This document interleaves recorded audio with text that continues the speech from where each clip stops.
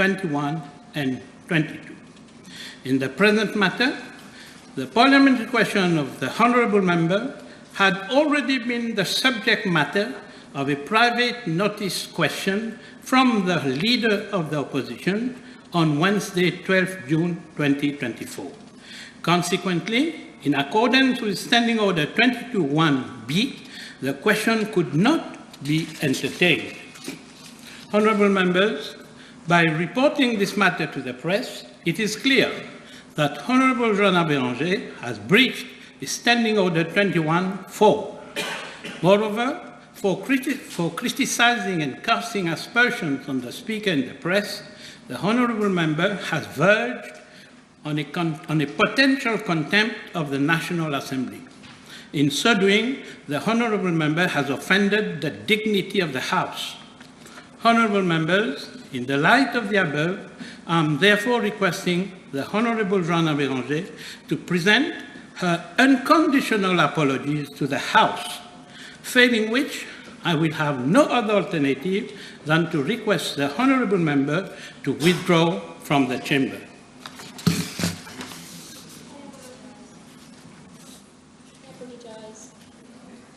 I apologise. You apologize? Yes. Okay, Honourable Joanna Béranger has apologized, and therefore that she takes that as a warning for next time. Now I will call the next question. 054. Speaker, sir, as the House is aware, the closure of our borders in 2020 to deal with the COVID-19 pandemic had led to a decrease in foreign exchange inflows on the domestic foreign exchange market, resulting in a shortage of supply of foreign exchange. As a consequence, the bank had to intervene on the foreign exchange market and sold a total amount of 4.1 billion USD to the market to alleviate pressure of foreign exchange shortage. Without the support of the Bank of Mauritius, the domestic foreign exchange market would have been in a difficult state. I am informed by the Bank of Mauritius that since the reopening of borders in October 2021, the situation has improved compared to the pre-pandemic level, with an increase in the level of foreign exchange inflows. It is observed that since January this year, the inflows on the domestic foreign exchange market are now higher than in the corresponding period of 2023, and more or less at the pre-pandemic level of 2019. In fact, in 2023, we registered a record level of tourism earnings of 86 billion rupees, as well as FDI inflows of 37 billion rupees. From January to mid-June 2024, foreign exchange inflows have exceeded outflows, which is a clear indication that there is no shortage on the market. As the stream of foreign exchange inflows is steadier, the bank has scaled back the size and frequency of its foreign exchange intervention. In fact, the bank intervened only once since January 2024 to sell foreign exchange on the domestic market to smooth out excess volatility in the rupee exchange rate. Mr. Speaker, sir, the bank continues to closely monitor market conditions and is in constant discussion with commercial banks regarding the good functioning of the foreign exchange market, and has regular meetings with treasurers of commercial banks through the Financial Markets Committee it has established. Président, je me demande si moi et l'honorable ministre, nous vivons dans la même République. Comment se fait-il qu'il n'est pas au courant qu'il y a une pénurie de devises? Is the honorable minister aware? Wait, withdraw all these comments. Now, Is the minister? now Yes, yes. let me guide you. I don't need your guidance. You don't need my guidance. So you don't have the floor. You don't have the floor. Next question. Who comes next? B456, please. Mr. Speaker, sir, Mauritius received 300,800 vials of AstraZeneca Covishield vaccine from Korea, Italy, Spain, and India, out of which 161,289 adults received a first dose, 156,294 adults received a second dose, and 2,825 adults received a first booster dose.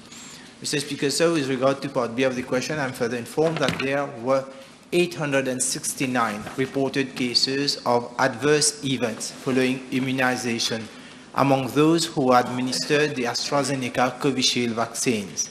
They were referred to the National Pharmacovigilance Committee to investigate any causal link to the vaccine. Mr. Speaker, sir, I'm informed that the above-mentioned committee had concluded that out of 869 reported cases, there were 5 minor A1 adverse effects following vaccination and 2 major A1 adverse effects following vaccination. It is to be noted that the WHO classifies a minor A1 adverse effect following vaccination as an event that is not serious and has no potential link to the health of the recipient of the vaccine. On the other hand, a major A1 adverse effect following a vaccination is defined by the WHO as an event that potentially results in persistent or significant disability, incapacity, or death. As per our records, I'm informed that there are 2 such cases where one patient was diagnosed with Guillain-Barré syndrome and another one who was diagnosed with thrombosis with thrombocytopenia. Thank you, Honorable Minister. As you are aware about the admission by AstraZeneca concerning the serious side effects of Covishield, namely thrombocytosis syndrome, has your minister considered having a hotline in an attempt to reach out to those recipients of Covishield so that we have a fair and clear idea whether this particular side effect has been encountered in the population? Mr. Speaker, sir, we stand guided by the WHO. In the event that the WHO will give this recommendation that we should go for a hotline and start calling all these patients, all those who have received the Covishield, the AstraZeneca vaccine, definitely the ministry will go through. But so far, there is no such recommendation from WHO for such an activity. Thank you. I do appreciate you are being guided by the WHO. However, can the Honourable Minister see in the light of what is happening worldwide, particularly with these serious side effects as a Class A action, legal action in the United Kingdom, should we not be proactive now to see whether there are these cases active or has been active in the population? Thank you. Mr. Speaker, so that's why in my reply, I already stated that there were 869 reported cases of adverse effects, out of which, and the committee has already given the recommendation, what are the serious adverse effects, what's been the minor, that is the not serious adverse effects, and we'll stand by our report, because all these reports were generated at the time the vaccines were conducted, following again the WHO recommendations. Next question. 457.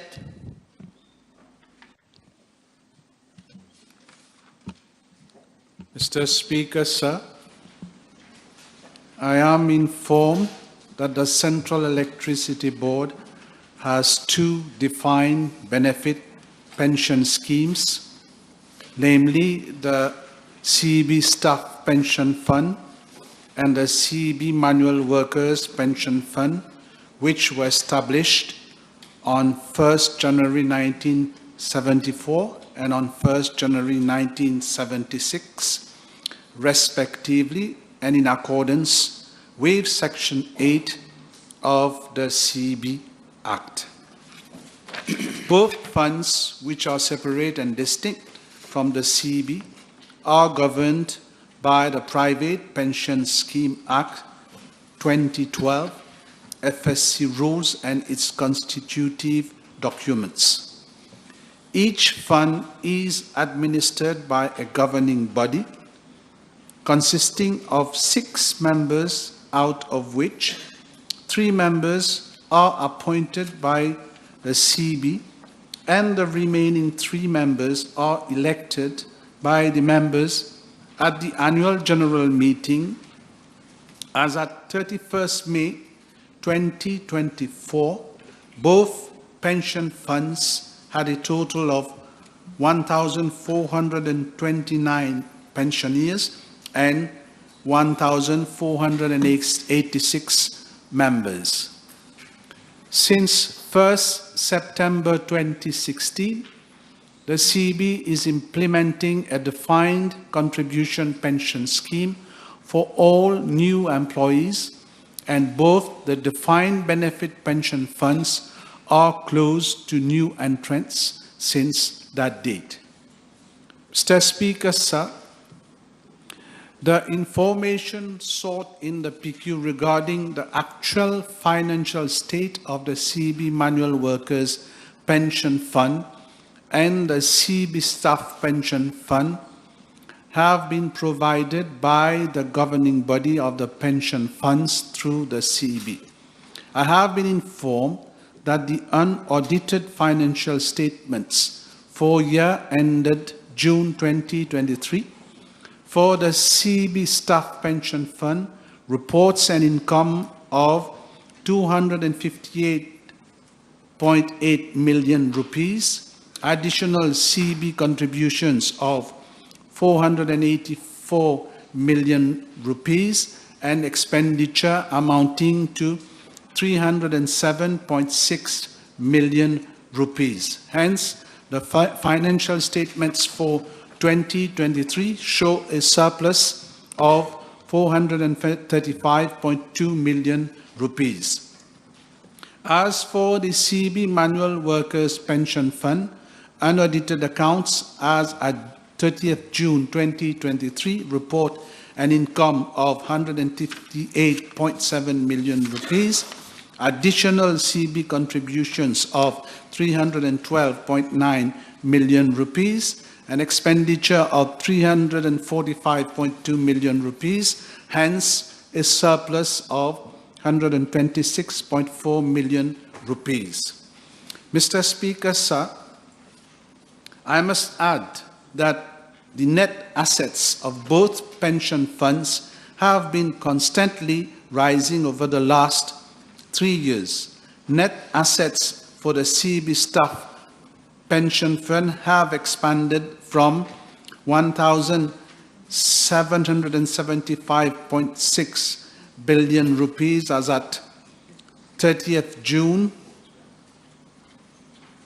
2020 to 3.414 billion rupees as at 30th June 2023. Similarly, the net assets for the CB Manual Workers Pension Fund have grown from 981.2 million rupees as at 30th June 2020 to 1.598 billion rupees as at 30th June 2023. These figures reflect that the funds have been accumulating surpluses which are being invested and are earning returns. Mr. Speaker, sir, I have been informed by the governing body of the pension funds, and I would like to highlight that the CB has been implementing the funding plan agreed with the CB Staff Pension Fund and the CB Manual Workers Pension Fund respectively. As such, a fixed annual contribution of 312.9 million rupees has been committed and paid by the CB to the CB Manual Workers Pension Fund in 2021, 2022, and 2023. Moreover, a fixed annual contribution of 484 million rupees has been committed and paid to the CB Staff Pension Fund in 2021, 2022, and 2023. Mr. Speaker, sir, as shown by the above figures, the financial state of both pension funds have been improving over the years.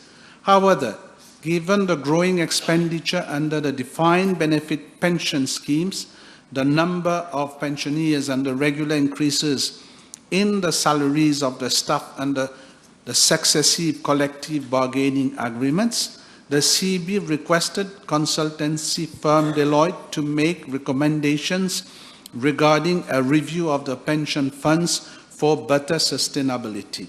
A report was submitted to the CB in April 2023, and the recommendations made were subsequently examined at the level of a committee comprising board members and members of management.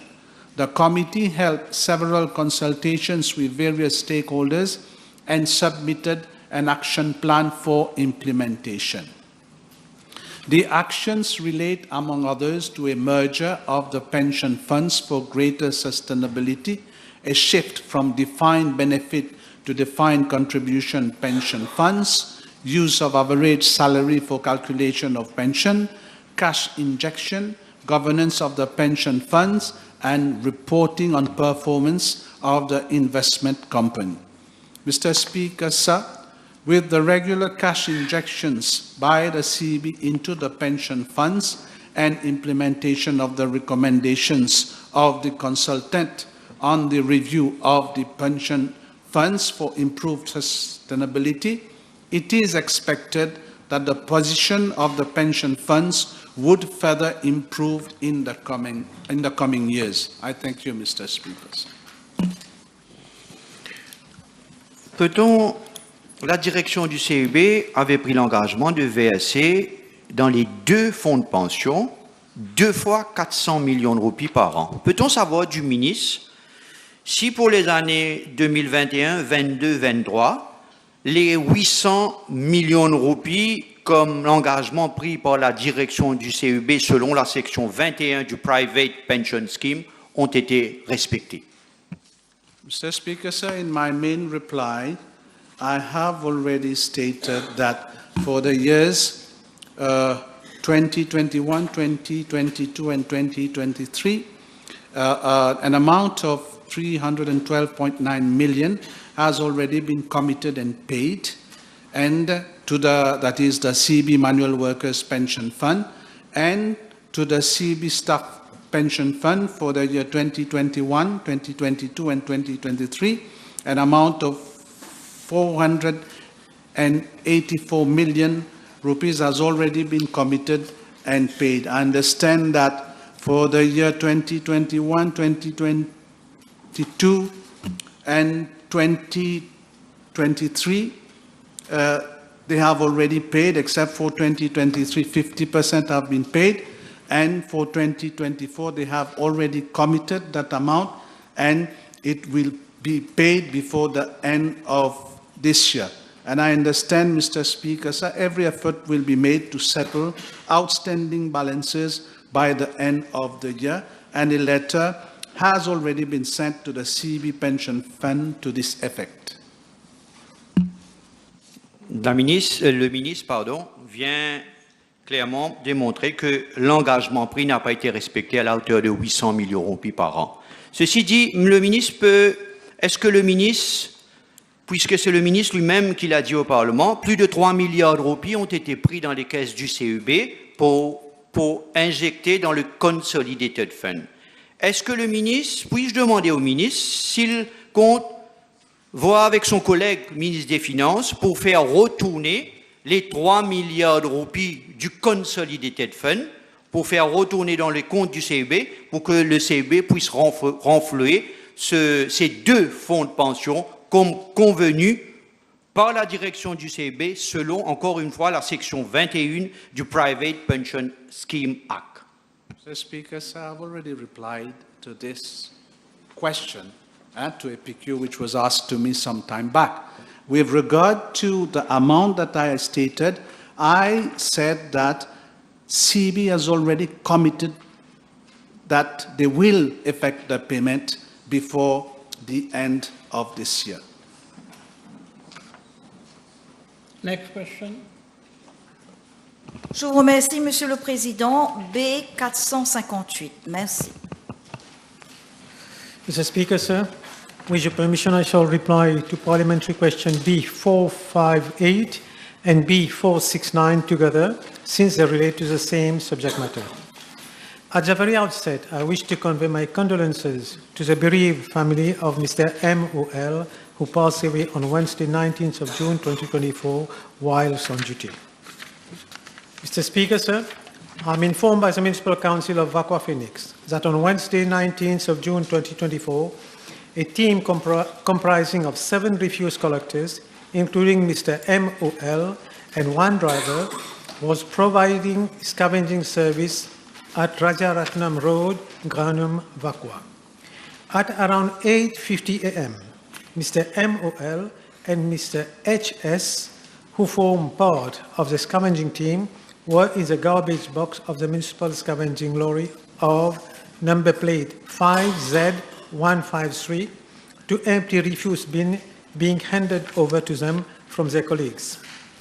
As per information obtained from the driver, Mr. D.B., while giving back an empty bin to another refuse collector, Mr. M.O.L. lost balance and fell on the road. According to employees, including the driver, who were on the said site of work, the lorry was stationary at the time. The SAMI was contacted immediately, and when it called on the said site, the doctor declared that Mr. M.O.L. had already passed away.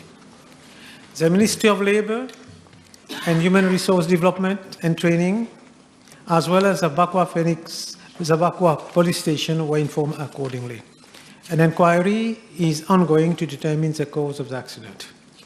Mr. Speaker, sir, as regard to similar previous incident on the 14th of September 2023, late Mr. S.S. refuse collector posted at the council fell from the refuse box while providing a scavenging service at Kamapu, Phase 1, Henrietta. The incident occurred whilst the driver, Mr. D.B., was reversing the municipal scavenging lorry in a dead end over a distance of around 25 meters to enter an off lane. Late Mr. S.S., who was on the refuse box with another colleague, lost his balance when the driver applied the brakes and he fell down. He was admitted to the hospital on the same day, but unfortunately passed away on the 21st of November 2023 at the hospital. The cause of death was attributed to pulmonary hemorrhage. The Occupational Safety and Health Division of the Ministry of Labour, Human Resource Development and Training has initiated an investigation into the matter to determine the cause of the accident. Mr. Speaker, sir, with regard to safety measures, I'm informed by the Council that all refuse collectors on roster basis are each provided with personal protective equipment on a yearly basis, namely 2 pairs of rubber boots, 4 pairs of rubber gloves, double industrial layer, and 1 fluorescent waistcoat. 1 rain suit is also provided every 2 years. All protective equipments are replaced upon request from the employee in case of wear and tear. Furthermore, the Council has established a safe working procedure for refuse collectors on the roster basis, following a visit by the Ministry of Labour, Human Resource Development and Training at the Municipal Council of Vakwa Phoenix on the 14th of March 2024. Same has been circulated to all employees working in the scavenging section, including drivers, refuse collectors, and supervisors refuse collection. Mr. Speaker, sir, I'm informed by the Ministry of Labour, Human Resource Development and Training that following its visits on the 14th of March 2024, which was well before the present accident, the following recommendations have been made. Firstly, to establish a safe system of work in connection with all high-risk jobs at his place of work and ensure that all employees concerned are provided with appropriate training, instruction, information, and supervision for proper implementation of such safe system of work. Secondly, to ensure by strict supervision that the safe system of work is being closely followed by the employee concerned. And thirdly, ensure that the employees are provided with adequate safety and health information, instruction, and training. Mr. Speaker, sir, the Ministry of Labour, Human Resource Development and Training has further informed that it has already held a consultation with stakeholders concerned for the introduction of a regulation to regulate safety and health condition of refuse collectors, and it is in the process of finalizing same. Moreover, it has scheduled visit with respect to refuse collection activities. On its part, the Municipal Council of Vakwa Phoenix organized a yearly sensitization exercise through its safety and health officer, senior safety and health officer, with all refuse collectors. The last exercise was effected on the 20th of March 2024. This exercise will be held on a more frequent basis. A risk assessment has also been carried out to identify the risk areas, and Council is monitoring same. I therefore reassure the House that safety measures are being taken by both the government and local authorities in the interest of the employees of the Council. Mr. Speaker, I'm informed by the Council that on the day of the accident, it has been reported by the health officer in charge of the said scavenging section that all the refuse collectors were wearing the personal protective equipment. Je vous remercie, Monsieur le Président. Je présente également mes sincères condoléances à la famille L de Sadali. Comme l'a si bien dit le vice-premier ministre, un accident similaire s'est produit il y a 9 mois et aucune compensation n'a été accordée à la famille de Monsieur MS. Peut-on savoir du vice-premier ministre quel soutien et quelle indemnisation ont été apportées à la famille L de Sadali? Merci.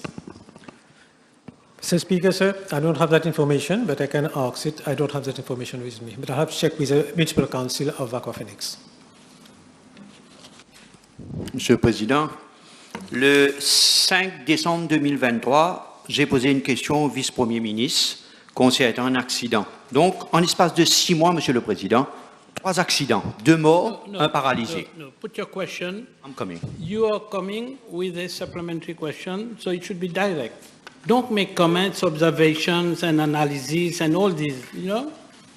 Le vice-premier ministre est-il au courant, depuis qu'il m'a répondu il y a 6 mois de cela, est-il au courant que la sécurité et la condition de travail des travailleurs de la municipalité de Vakwa est vraiment en difficulté? Pas de fils net, Monsieur le Président, dans les voitures. Est-ce que le vice-premier... Let him reply. Je dois lui demander? But go first. OK. Est-ce qu'il est au courant de l'état des camions de la municipalité de Vakwa? Sur 20 camions, 8 camions sont en panne et les camionneurs, les éboueurs sont obligés de travailler dans ces camions. This is not a question. This is not a supplementary question. It may be a PQ for next time. This is not a supplementary question. So I don't allow this question.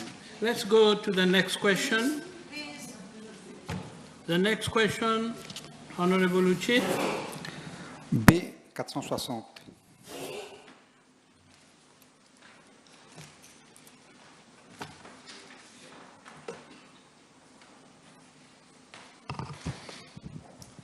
Sorry. So for VPM Hasno. Yep. Mr. Speaker, sir, I'm informed by the District Council of Pamplemousse that it has distributed 1,282 pairs of household plastic bin from January 2023 to date. This distribution has been done in the villages which have not received bin during the first distribution from the 3rd of July 2021 to the 30th of January 2022. I'm tabling a detailed list of bin distributed from January 2023 to date in each village with their respective dates. Mr. Speaker, sir, I'm also informed that a press communique was made by the Council on the 3rd, the 5th, and the 7th of April 2024 to inform all residents to collect their bin if ever they have not received same. The District Council has also met the primary school head teachers on the 15th of May 2024 and is providing the school with a set of 15 bins.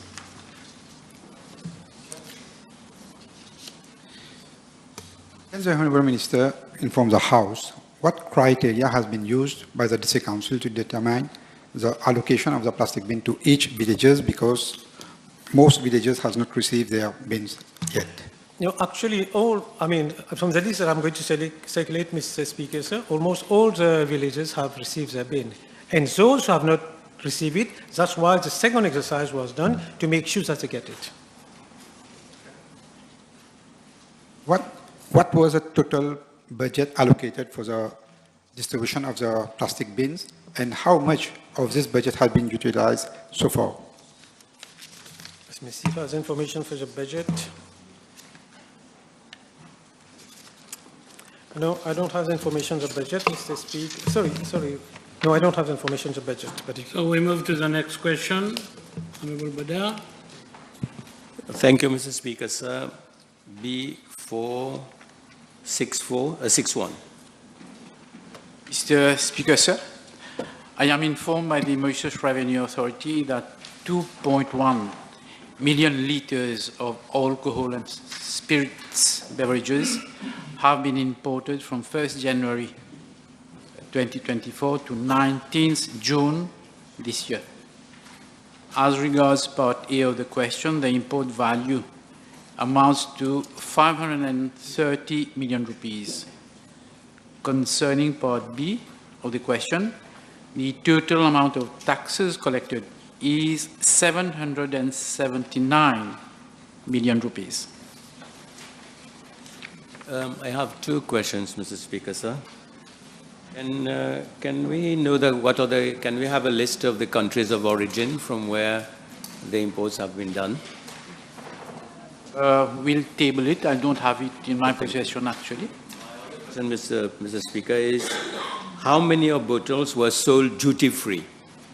No, this information I don't have, actually. Next Maybe you can question. come up with another question later. Honorable Osman Mohamed. Yes, sir. B462.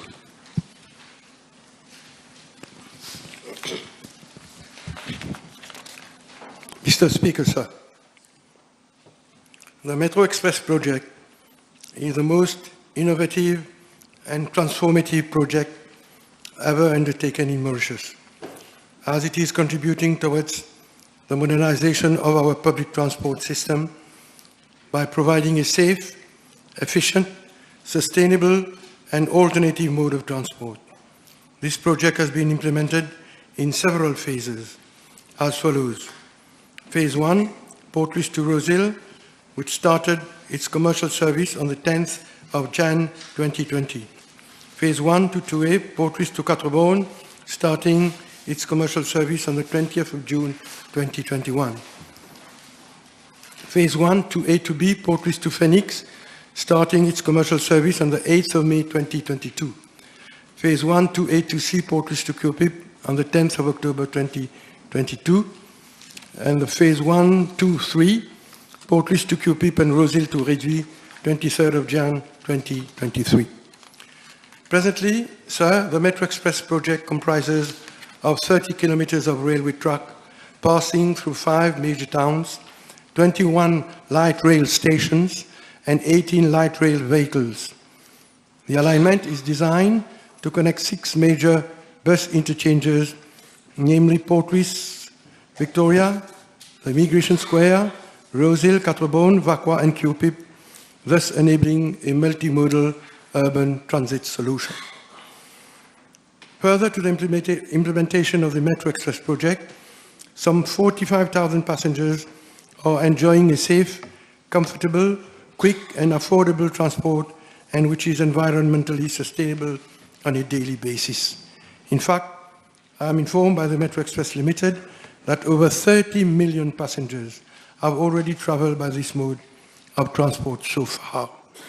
In this respect, the Metro Express project should not be assessed solely on the basis of financial returns, and we need to see beyond figures due to the numerous benefits, both on the economic and social fronts linked with this project.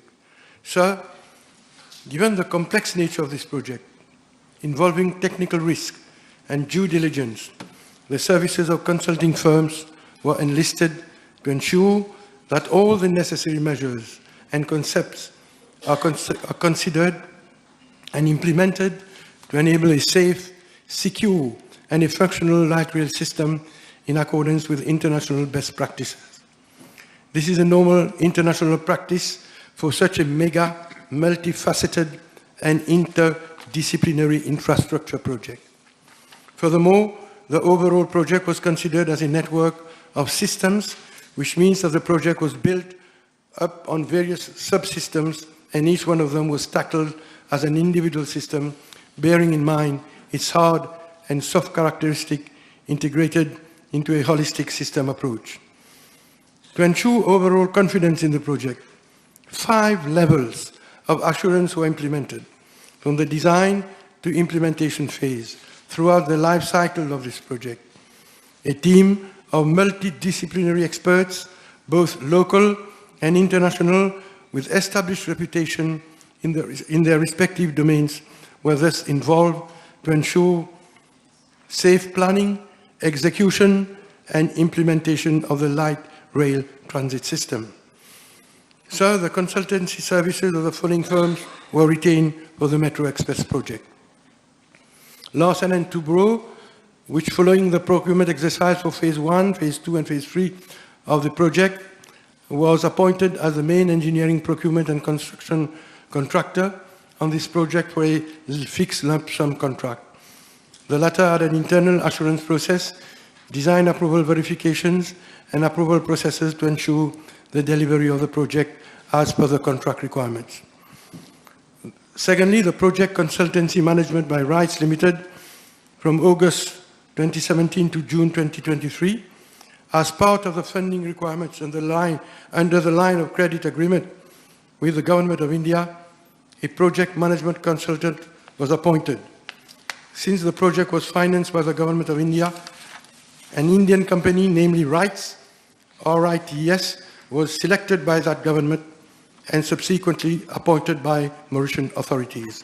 RITES Limited was responsible to carry out supervision tasks in relation to the Metro Express works, installation of infrastructure, electrical and mechanical systems, assist the Metro Express Limited in defining the safety, environment, quality and risk management, report and monitor for the construction, pre-operation and commissioning, provide assurance support for commissioning, and address any issues on the system integration and operation readiness and certified payments.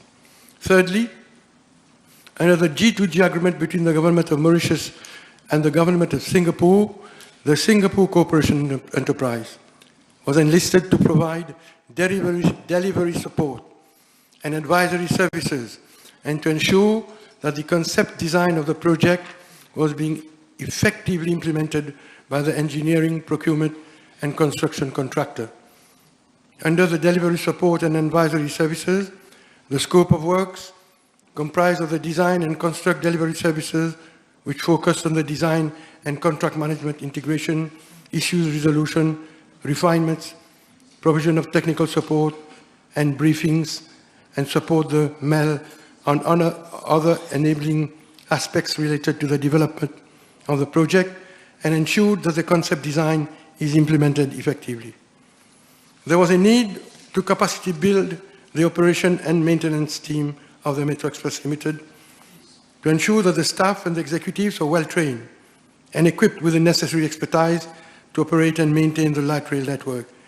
Therefore, in September 2018, the services of the Singapore Cooperation Enterprise, Singapore Mass Rapid Transit, were resorted for the provision of operation readiness services for the Metro Express Limited in terms of support for effective operations and maintenance, recruitment and staff development and training to enable efficient Metro Express operations and maintenance. And fourthly, Mr. Speaker, sir, in accordance with international practice for railways, the services of an independent safety audit consultancy firm were also enlisted to ensure that the system is safe for commercial operations. The scope of the independent safety audit comprised assessing the design, implementation, manufacture, installation, the operation and maintenance organization processes and techniques that comply to the railway standards. For each phase, before transitioning to operation, An individual independent safety audit was carried out by a team of international multidisciplinary experts in railway assurance, infrastructure design, operations and maintenance assurance. Sixthly, Mr. Speaker, sir, approvals were also obtained from all relevant authorities at each stage of the project implementation. With respect to the total fees paid for these consultancy services, Mr. Speaker, sir, same amount to 1.4 billion rupees, representing 6% of the total construction cost of the project, out of which 4% has been allotted for the project management consultant rights limited, and the remaining is for the other consultancy services since the implementation of the project. Yes, thank you. I wanted to have a breakdown from the Honourable Minister for each consultant, how much was paid, but I thought he would have table. So can I ask the Honourable Minister whether in the light of the problems being faced by Metro, traffic jam, flooding, security and accidents, and profitability, there are any consultancy being done on these fronts? Mr. Speaker, sir, I must inform the honourable member that in fact, with regard to the question that he has asked, Mr. Speaker, sir,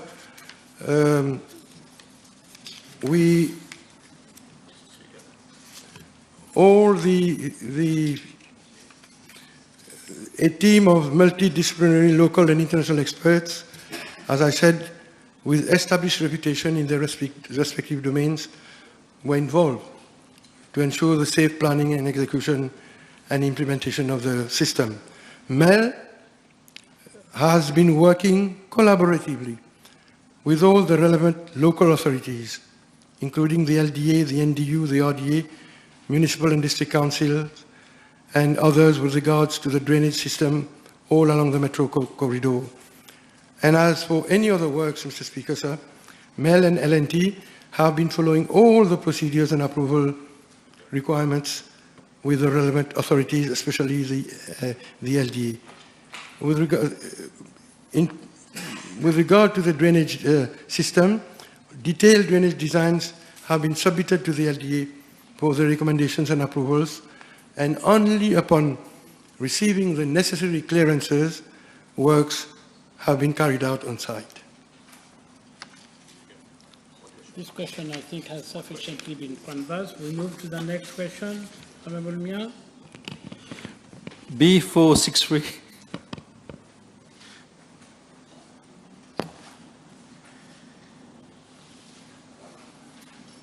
Honourable Sagano.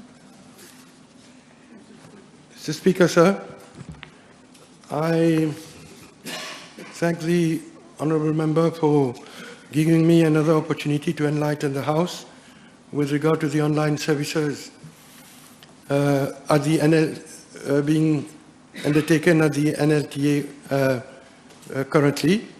Sir, I am informed by the NLTA that vehicle growth is keeping an ascending trend over the years. Today, our vehicle fleet stands at 686,704, with an annual increase of around 4.4%. And these figures did not change. This percentage did not even change during the COVID years, Mr. Speaker, sir.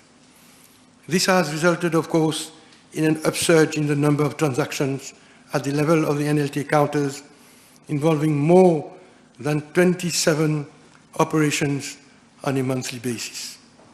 I wish to inform the House, Mr. Speaker, sir, that in accordance with the Road Traffic Act and NLTA Act, the main transactions at the level of the NLTA counters involve more than 27,000 operations on a monthly basis. I wish to inform the House and the honourable member, which I'm sure he knows about, already knows about this, that in accordance with the Road Traffic Act and the NLTA Act, the main transactions effected by the NLTA include, among others, payment of motor vehicle license for company, other vehicles operating under a PSVL, issue of certificat de gage sans déplacement, transfer of ownership of vehicle, issue of removal permits, reissue, loss of registration book, that is the horsepower, amendments to particulars of vehicle, re-registration of vehicles, inscription / removal of lien, change of name and address, and copy of entry of vehicles. In line with government vision, sir, towards promoting digitalization for ease of doing business, improving customer service and experience while streamlining procedures and processes, the NLTA has already embarked on several online services. Given that the renewal and payment of motor vehicle license, MVL, is a transaction with the highest frequency, an online MVL platform was introduced in November 2018, enabling owners of private vehicles only to pay their road tax, that is the déclaration, online without the need to call at the NLTA counters physically. The online MVL platform provides for the different payment modes as per the integrated payment system of the Bank of Mauritius. This e-service is a one-stop service available from the comfort of home, where users are able to make online payment for MVL by virtually connecting to the NLTA system and the insurance system. The envisaged e-service portal would provide the following benefits: improve the work processes and businesses of the NLTA, provide timely management information for decision-making, enhance the level of service delivered to stakeholders, better control on revenue collection, and significant minimization of risk of fraudulent fake documents, and new user-friendly portal for dissemination of information and service. However, Mr. Speaker, sir, there has not been a proper uptake of this platform, as most vehicle owners still call at the NLTA counters and post offices for the renewal and payment of their MVL.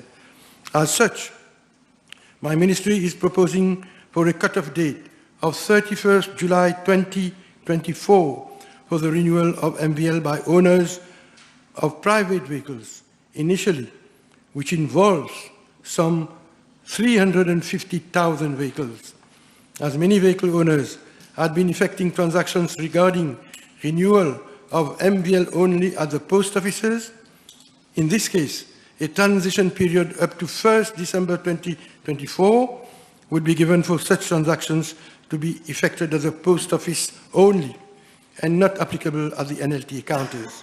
Accordingly, sir, the renewal and payment of MVL by owners of private vehicles would have to be carried out solely through the online MVL platform as from 2nd of December this year.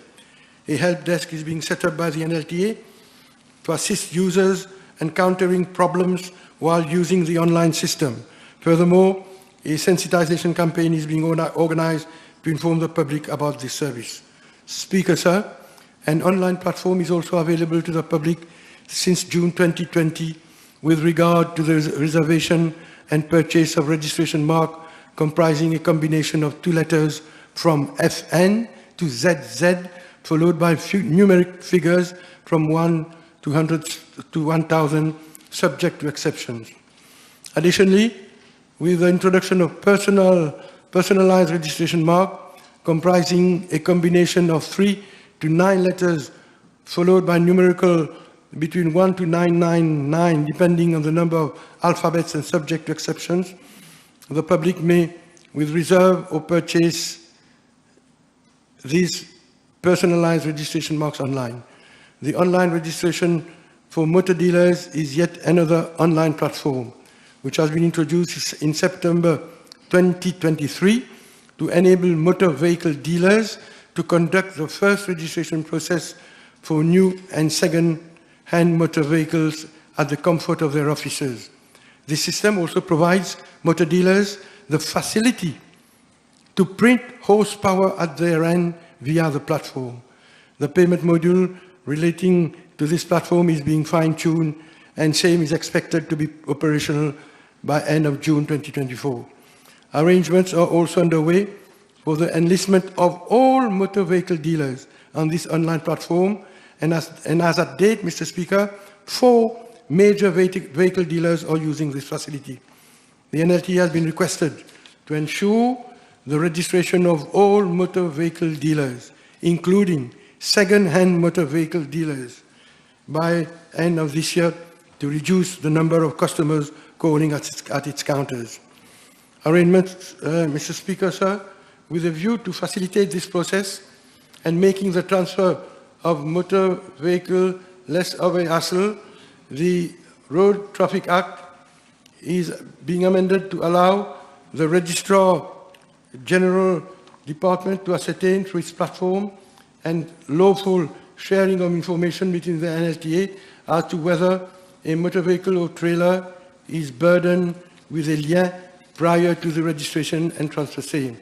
The aim of this is to make more convenient and less time-consuming both for the former and the new owner. This is with regard to the certificat de gage sans déplacement, Mr. Speaker, sir. And being given that the Registrar General Department already has the appropriate platform, which is providing the taxation and registration of transfer vehicle, this system will be enhanced to cater for the verification of any lien on a motor vehicle or trailer prior to the registration of transfer and transfer of ownership of same. Mr. Speaker, sir, this system would initially be introduced for cases of an individual to another individual, so that the NLTA would continue to cater for all other cases for the certificat de gage sans déplacement. A sensitization campaign would be organized to inform the public on the new arrangement for the transfer of owner of a motor vehicle or trailer. Necessary amendments are being made today, in fact, Mr. Speaker, sir, under the Road Traffic Amendment Bill.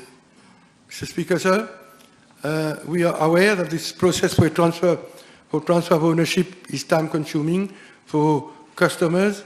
There are currently some 51,000 certificats de gage sans déplacement, which are issued mostly at the Emmanuel Antil building on a yearly basis for the purposes of the sale of vehicle, individual to individual, company to individual, individual to company, and company to company, and other instances involving 3 processes, namely the issue of the certificat de gage sans déplacement, which is manually effected by the NLTA, the registration of the vehicle and payment thereof, which is effected seamlessly online by the Registrar General Department, and finally, the transfer of ownership and issue of the horsepower manually at the level of the NLTA. So as we can see, there are 3 processes, Mr. Speaker, sir, which will be reduced once the bill is adopted today by way of the Road Traffic Amendment Act. Therefore, in order to lessen the hardship of customers, my ministry is working in close collaboration with the Registrar General Department, the NLTA, and the AG's office to cater for this NLTA process online, Mr. Speaker, sir. Mr. Speaker. Despite everything that has been said by the Honourable Minister in his reply, can I ask the Honourable Minister, why is it that we still have very long queues at NLTA offices? And also, is he satisfied with NLTA website portal and the service that is being offered? Mr. Speaker, since this question was only with regard to the online services to be offered by the NLTA, I did not touch upon other issues like the staffing issues. You know, for the past years, the NLTA has been understaffed, Mr. Speaker, sir. I will not go into the details, but yesterday, 5 new MSOs have been posted at the NLTA, and now the total amount of MSOs which has been transferred to the NLTA in the recent days, recent weeks, amounts to about 61. I am speaking under the correction of the Honourable Minister of Civil Service Affairs, Mr. Speaker, sir. Understaffing has been a major problem, and so we have solved this problem at least for the moment. And this is why these days we don't hear of the long queues and of the problems that we have been having during these past weeks. So the staffing problem has been resolved. All the counters Mr. Speaker, sir. And you know, we have 52 counters, Mr. Speaker, sir, distributed at Cassis, Forestside, Flack, and the sub-office at Portrice. So today, we have sufficient staff to man all these counters. This is one important point. The second point, Mr. Speaker, sir, we are adding additional counters, and we are at the moment discussing with the Minister of Local Government, and we are going in the days to come, Mr. Speaker, sir, to also set up new counters at Victoria Urban Terminal. Level 2 of this building will be rented by the NLTA to provide more counters for owners of motor vehicles, Mr. Speaker, sir. And in addition, as I said, Mr. Speaker, sir, we have already embarked on the on different services, online services, Mr. Speaker, sir, and we are satisfied with the measures that we are taking right now. We will bring solution to the problem of the NLT. We are confident about this, Mr. Speaker. I move to the next question, Honorable Joanna Béranger. Et 464. Mr. Speaker, sir, in line with Section 12 of the Animal Welfare Act 2013, the Mauritius Society for Animal Welfare, MSOR, is established as a body corporate operating under the aegis of my ministry. Therefore, the Society carries out all its procurement activities in strict compliance with the provisions of the Public Procurement Act 2006 and legal instruments under the Act. With regard to Part A of the question, I'm informed that in June 2021, the Worldwide Veterinary Services, WVS, had on its own submitted a project proposal with cost implications to implement the Humane Dog Management Program for Mauritius. The project proposal of the WVS was not accepted as it was not in response to a bidding exercise undertaken by the MSOR. On 9th May 2023, following an amendment made to Section 2 of the Animal Welfare Act 2013, with a view to providing a catch-neuter release, the Society launched an open international bidding exercise for the procurement of veterinary services to implement the catch, neuter and release program under the Sustainable Project for the Dog Population Control in Mauritius. I'm informed that only the WVS responded to the bidding exercise. The proposal did not have any cost implication, and the bid validity submitted by the WVS was far less than that specified in the bid document. As such, the bid was non-responsive to the requirement of the bid document and was not retained.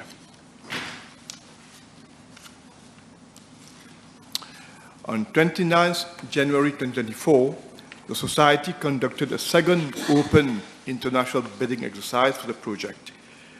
The only bid received was again from the WVS, and it was a price offer.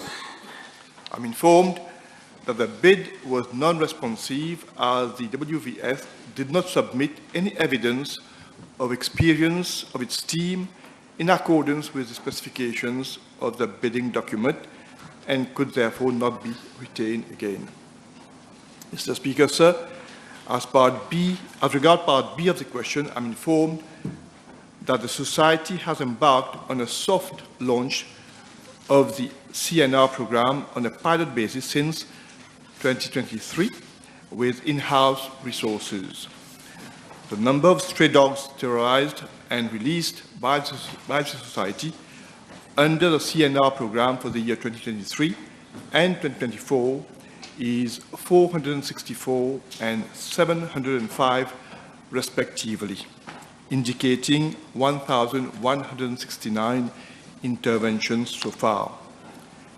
It is worth noting, Mr. Speaker, sir, that since July 2022 to date, the MSO has sterilized 14,161 dogs, out of which 12,992 are owned dogs. I'm tabling the details of the CNR interventions. La proposition de la World Veterinary Services, c'est-à-dire de procéder à la stérilisation de masse gratuitement, a été faite à la MSO, au ministre et au ministère. Le ministre peut-il nous dire pourquoi est-ce que le ministère n'a pas choisi l'option de signer un accord ou un MOU, un Memorandum of Understanding, avec la World Veterinary Services pour cette stérilisation de masse, comme ça a été fait en 2019 avec la Humane Society International? Well, Mr. Speaker, sir, in my main reply, I stated that the bid was received and the fact that it was not in compliance with the specification of the bidding document, the bidding committee couldn't retain that proposal. That's why they had to relaunch the bid. And on the second occasion, when they submitted their bids, they included a price on it. But on the second occasion, the team that was supposed to conduct that exercise, they did specify the expertise of the team. That's why, again, the panel didn't retain that offer. Le ministre ne répond pas à ma question. Pourquoi avoir choisi l'option d'un appel d'offres plutôt que de signer un accord avec la World Veterinary Services qui proposait de faire ce travail de stérilisation gratuitement? Pourquoi avoir choisi l'option de l'appel d'offres plutôt qu'un accord?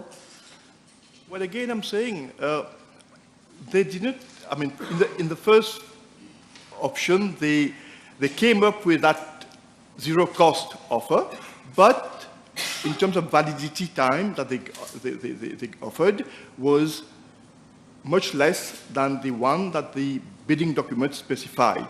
And that is why it was not in conformity with the Public Procurement Act. And that's why the bidding committee could not accept that offer. And they went for a second launch.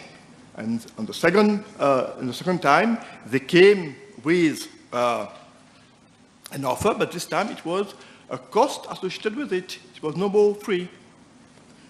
Yes. Next question, MP Juman. I think this time you will need my guidance. Big 466.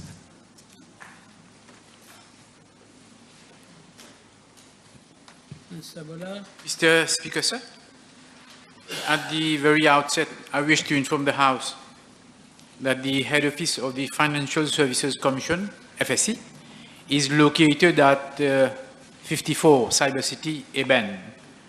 As regards parts A and B of the question, I am informed by the FSC that there are currently 3 buildings on lease from the following lessors. 1, Mobank Limited and Vivo Energy for 2 adjacent office spaces at Clyde de Lex Arcade in Rodrigues at a monthly rental cost of 30,266.88 rupees and 21,966 rupees respectively. 2, Next Limited for office space at Next Tower building situated at Eben at a monthly cost of 2,075,951, and 3, PSH Investment Limited for office space at 7 Exchange Square building located at Eben at a monthly cost of 4,655,150 rupees. Merci, Monsieur le Président. No, I haven't given you the floor. No, thank you. Why thank you for nothing? Let me give you my guidance now this time.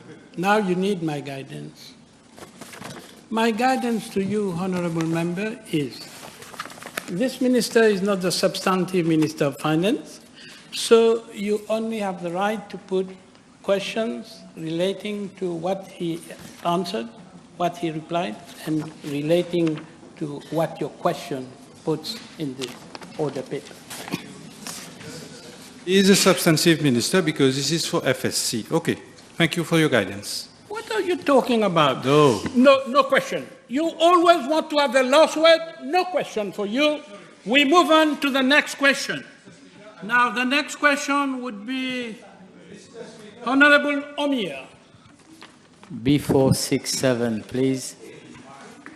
Mr. Speaker, sir, I'm informed that for the period November 2019 to date, my ministry received a total of 22 applications for healthcare units, out of which 17 obtained a license, 3 were issued a no objection to proceed further, and 2 are still under process. 15 applications for private clinics, out of which 9 obtained a license, 5 were issued a no objection to proceed further, and 1 is still under process, and 22 applications for private laboratories, out of which 19 obtained a license, 2 were issued a no objection to proceed further, and 1 is still under process.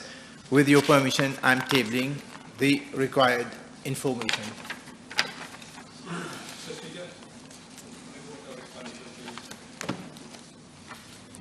Mr. Speaker, sir, the advice you gave regarding the minister, he is a substantive minister. FSC falls under his purview. So I don't understand your guidance. Okay.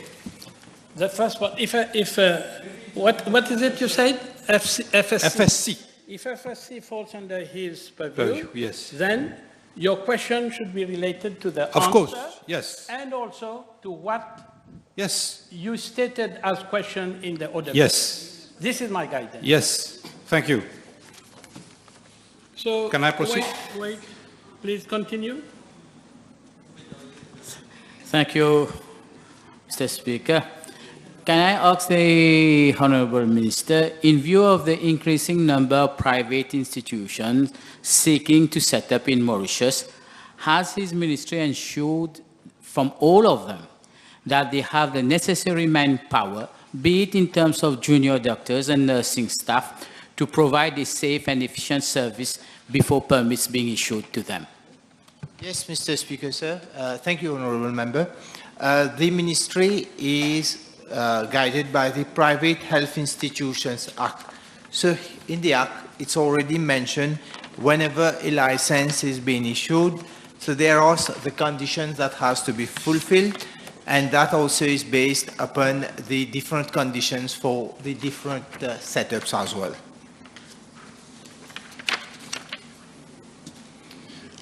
Thank you, Mr. Speaker. The Honourable Minister, will he be able to share with the House whether the facility of having on board, at the very least, a 4-bedded intensive care unit for all new permits and for those who are now requesting to renew their permits, since we are living in a very high-level care center? Mr. Speaker, so far as it is, the provision is under the Private Health Institution Act, so we are going according to this Act. Now, this Act is under review. The Ministry has already called for a consultant so that we can review this Act, and soon we will be coming with a new Act where such provisions will be made as per the recommendations, as per the decisions that will be taken henceforth in the future. Honorable Duman, you wanted a clarification. Bien, tout. Merci, Monsieur le Président. Est-ce que je peux savoir de l'honorable ministre la date depuis que la FSC loue le bâtiment 7 Exchange Square appartenant à Monsieur Gopi? 7 Exchange Square. Janvier de cette année-ci. Second question. Monsieur le Président, merci encore. Monsieur le ministre de la Bonne Gouvernance, vous venez de dire qu'on loue ça depuis janvier, mais pourquoi à ce jour c'est toujours inoccupé, alors qu'on paye 4,6 millions de roupies par mois? j'ai été informé qu'ils vont rendre ce bâtiment, c'est-à-dire le Next Tower Building. Oui. No J'ai pas compris la question. cross-talking. This is a parliament. Can you repeat the question? On loue le bâtiment depuis janvier. On paye 4,6 millions de roupies par mois. On est en juillet. C'est toujours inoccupé. Pourquoi? They have to furnish it because it has been rented unfurnished. Now they have to furnish to get all the furniture and equipment installed and all that. Yeah. Next question.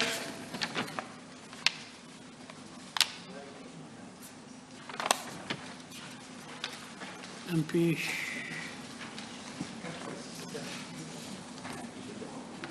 Which question would that be? Yours?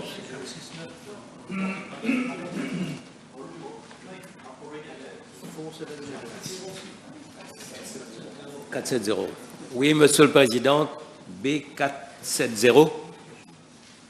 Mr. Speaker, sir, as the House is aware, this government has set the objective to achieve 60% share of energy from renewable sources by 2030. One important element of this transition is decarbonization of the transport sector through a greener vehicle fleet. With a view to encouraging this shift, this government has abolished excise duty on hybrid and electric vehicles with effect from June 20th, 2022. In addition, government is granting a fiscal incentive of 200,000 rupees on the purchase of an electric vehicle as from 1st July 2022. Mr. Speaker, sir, government is adopting a holistic approach to the issue of replacement of hybrid and electric car batteries, whereby any potential assistance for their replacement will be considered together with recycling strategies. In this context, I am also informed that the Ministry of Energy and Public Utilities has prepared a 10-year electric vehicle integration roadmap 2020 for Mauritius, which provides, amongst others, for the elaboration of electric vehicles, financial incentives, including a national battery plan to ensure long-term battery sustainability. I am also informed that the Mauritius Renewable Energy Agency, MARENA, under the Ministry of Energy and Public Utilities, has initiated a study on the development of an action plan for the recycling of used solar panel and electric vehicle batteries. Thank you, Mr. President. Can I ask the Honourable Minister how many hybrid and electric cars are running presently in the country?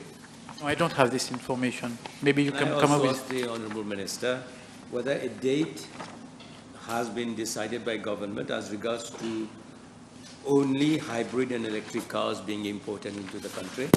No, not yet. Next question. B472. Mr. Speaker, sir, I'm informed by the Irrigation Authority that there are 26 overhead irrigation systems on wheels, also known as centre pivot, in the Northern Plains Irrigation Project, which provide irrigation facilities to over 954 hectares of land belonging to small planters and which are essentially under sugarcane cultivation. For the region along the Triolé bypass, there are 2 centre pivot, which serve some 200 planters. Unfortunately, these 2 centre pivot are, for the time being, not operational due to theft and vandalism. Indeed, Mr. Speaker, sir, these 2 centre pivot, which are located in remote regions, have been subject to frequent theft over the past few years. I'm told that the copper cables found in the pivot are being removed and stolen by thieves, thus damaging the pivot and halting irrigation activities in this area. Prompt action is taken by the Irrigation Authority each time to repair and replace the damaged parts. However, the copper cables are stolen again. This problem has been recurring for a number of times now, the last one being in January 2024. In view thereof, the Irrigation Authority has taken the following actions to curb the problem of theft of center pivot. A, regular patrols around the irrigation areas of at least 3 times during the night are carried out. A team of workers have been designated specifically for this purpose. B, the police has been requested to increase the frequency of its patrols near the Trio de bypass in the vicinity of center pivot.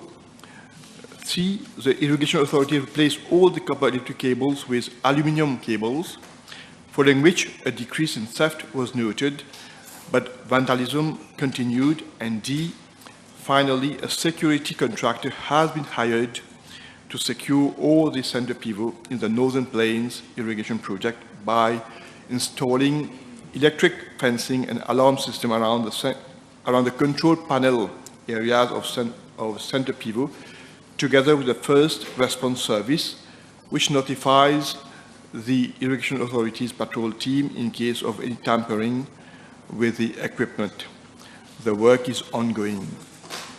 Once the center pivot found along the Trio de bypass are secured with the electric fence and alarm system, the stolen parts of the center pivot, which have already been procured, would be replaced. This is expected to be completed by end of June 2024. Mr. Speaker, sir, in the meantime, that the pivot are back to operation, the following measures have been taken by the Irrigation Authority to ensure proper water supply for irrigation to the 200 planters along the Trio de bypass. A, the procurement of a specific hose reel meant to supply irrigation water to planters. B, a new scheme has been launched for the allocation of separate water abstraction points to enable planters to abstract water from the Irrigation Authority's network for crop irrigation. So far, 25 planters have subscribed to the scheme and are able to irrigate their fields. C, the Irrigation Authority is also encouraging the use of the drip irrigation method. It is to be noted that a grant of 150,000 rupees is being provided as from last financial year to allow planters to purchase drip irrigation equipment. 34 planters have benefited from this scheme at that date. Mr. Speaker, sir, I'm circulating some pictures to show the situation in these fields.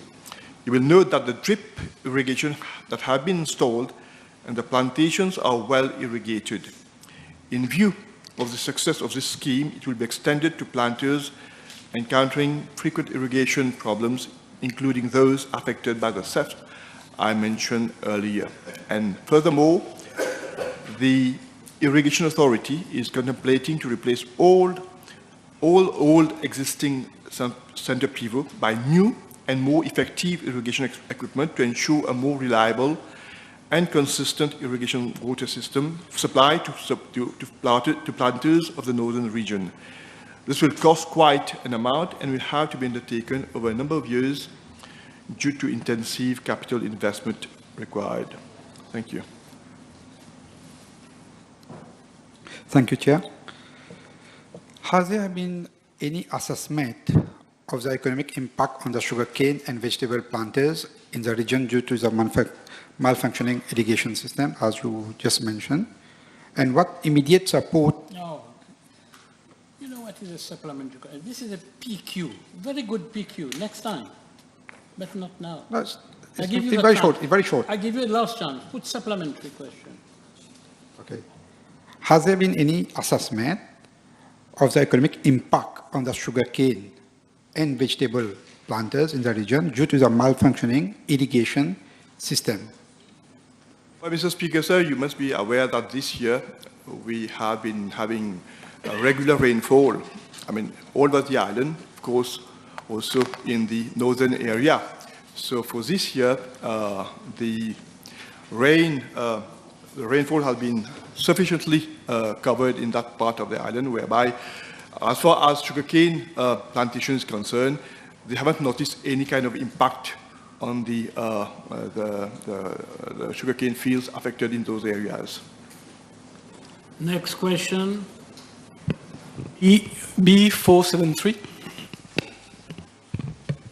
Mr. Speaker, sir, in the budget for fiscal year 2022-2021, government announced an historically unprecedented project to build over a period of 3 years 12,000 residential units across the island of Mauritius.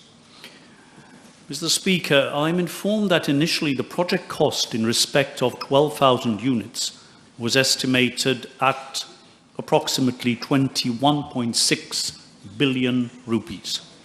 However, in the wake of the COVID-19 pandemic, Statistics Mauritius assessed in 1922 the increase in construction cost to be the equivalent of 30% as compared to 2018.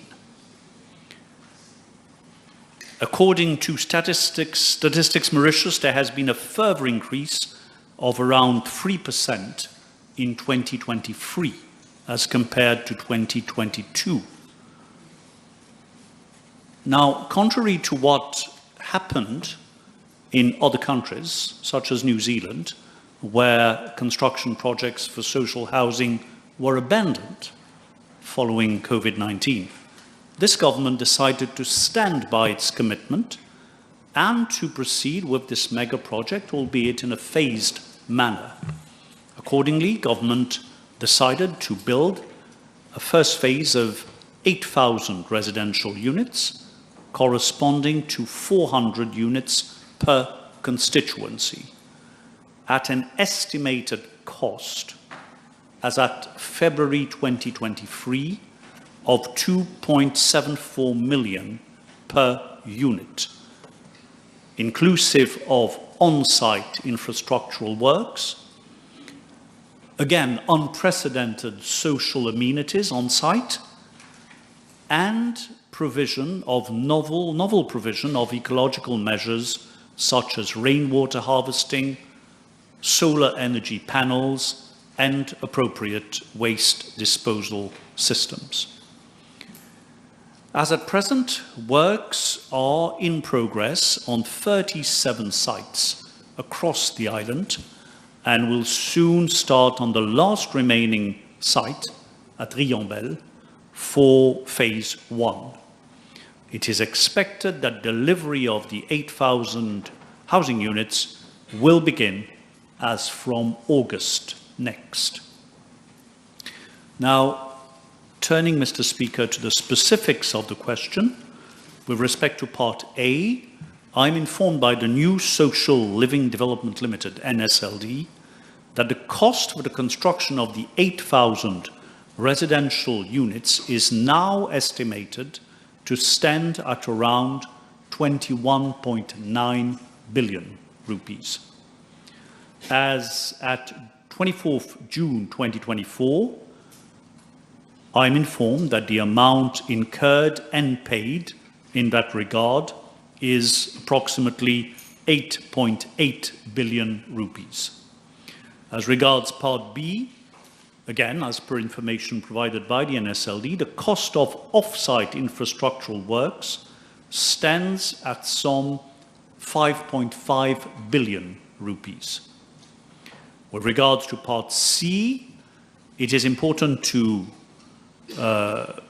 underline the fact that the state subsidy, the announced state subsidy in respect of cost of construction of each residential unit, stands at an unprecedented 67%. And despite the significant increase in construction costs, government will endeavour to ensure that the final purchase price remains in the region of 900,000 rupees as previously announced. Thank you, Mr. Speaker. I will start with the last answer. The selling price of 900,000. In answer to previous PQs, the Honourable Deputy Prime Minister had indicated that for people at the lower end of the social ladder, government was going to pay 80% subsidy, but now I heard him say 60%, 67%. So may I know why has these figures changed from 80% to 67%?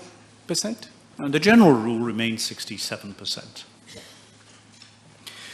May I know from the Honourable Deputy Prime Minister, being given that he has just announced that delivery will start in August, in 1.5 months' time, whether the NSLD has already worked out the income bracket of the beneficiaries. How many people earning less than 20,000 rupees will be eligible for the houses? How many under 30,000? Has the figures been worked out? From what I recall, the ceiling of household income for eligibility remains fixed at 30,000 rupees per month. The NHDC has embarked in respect of the sites where construction will be completed first with a verification exercise, if I may so term it, of the applicants list at the NHDC to confirm who is eligible and who is not. Yes. B474. Speaker, sir, I'm informed by the Municipal City Council of Port Louis that there is only one children playground at Saint-François Xavier Street, and it is presumed that the public garden mentioned in the question refers to this children playground. I'm also informed by the Municipal City Council of Port Louis that renovation works at the children playground were undertaken in September 2021, and the following play equipment was fixed thereat: integrated play game, one double seesaw, one double swing, one spring rider, and one climber.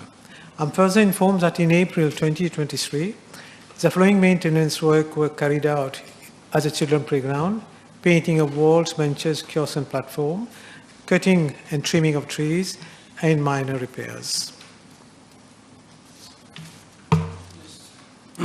Thank you, Mr. Speaker. I thank the Honourable Minister for answering honestly by saying that it was renovated in 2021 because I live nearby, and I can tell the House that this garden, parents no longer send their child, their kids there, as all the equipments are very old. So can I ask the Honourable Minister if all the toy or the amenities, the toy equipment for the kids to play there could be changed, because it can no longer be repaired, it can no longer be renovated or rehabilitated, it should simply be changed. Let the Minister reply. Mr. Speaker, sir, in this present budget, in the 2024-2025, we have got additional finance in this budget. So once we receive it by next week, we'll start working on this, and we are going to replace the equipment and renovate the garden. Next question, Mrs. Antil. Je vous remercie, Monsieur le Président. B475. Merci. Mr. Speaker, sir, I am informed by the National Children Council, which has the responsibility of the RCI in question, that minor AJFA, a male resident aged 14 years, was admitted at the RCI L'Oiseau du Paradis on the 25th of April this year, following an emergency protection order issued by the Children's Court. The minor absconded from the RCI on Sunday, the 5th of May, around 2 p.m. The staff of the shelter were mobilized to look for the minor in the immediate surroundings, but to no avail. The matter was then reported at Grand Bay Police Station on the same day. Mr. Speaker, sir, I wish to point out that as in all cases of absconding, there is an internal inquiry which is immediately initiated to establish the circumstances of the incident. The inquiry revealed that the minor took advantage of the fact that there were construction works ongoing at the shelter and the miner made use of a barrel to climb over the boundary wall, which is around 2.3 meters high, and jumped on the other side. He then walked to a bus stop where he was given some money by a man. He took the bus to Port Louis, alighted at Saint Croix, and walked home. Mr. Speaker, sir, I am also informed that the miner was found safe and sound on the 7th of May by the police at Cité la Cure Traffic Center, along with his mother. He was immediately taken into custody and thereafter conveyed to G2 Hospital for a medical examination, where he was admitted for treatment related to his ailments, and there was also a psychiatric follow-up. Since his admission in the RCI, Mr. Speaker, sir, officers of my ministry inquired into the possibilities of his reintegration with his relatives. Consequently, upon his discharge from the hospital on the 13th of June, the case was brought before the Children's Court, and due to favorable reports, the minor was discharged to the care of his maternal grandmother. Mr. Speaker, sir, with regard to the police inquiry, I am informed that since there is no element of any criminal offence, and based on the fact that the minor was found safe, the matter was classified. I wish to also inform the House that since the coming into operation of Cap Malheureux Relay Centre, this is the first time that such an unfortunate incident has occurred, and with a view of preventing its recurrence, the National Children Council has been directed to increase vigilance and to control, monitor movement of all minors within the premises of the shelter. In addition, the attention of caregivers and the security guards posted at the shelter has also been drawn regarding more alertness on site. Thank you.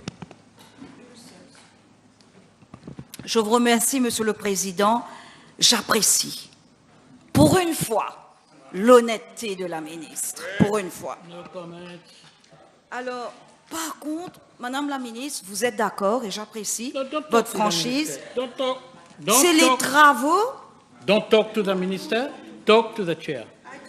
Yes, look at me, talk to me. I look at you and I talk to you. Alors,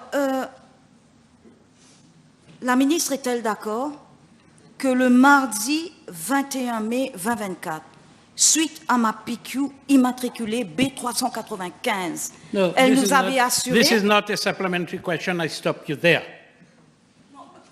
This is not, I don't give you the chance. You are looking for too many chances. The next question would be for MP Osman Mohamed. B476. Mr. Speaker, sir, I'm informed by the Municipal City Council of Port Louis that the contractor was AWL Trading and Contracting Limited.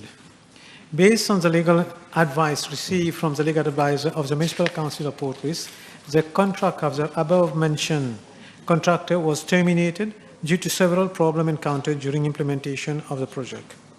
A technical team of the MNICD was thereafter set up to supervise the project, prepare the drawings and bidding document for the reinforcement work at the ground floor as well, and for the completion of the remaining work on the first floor of the building.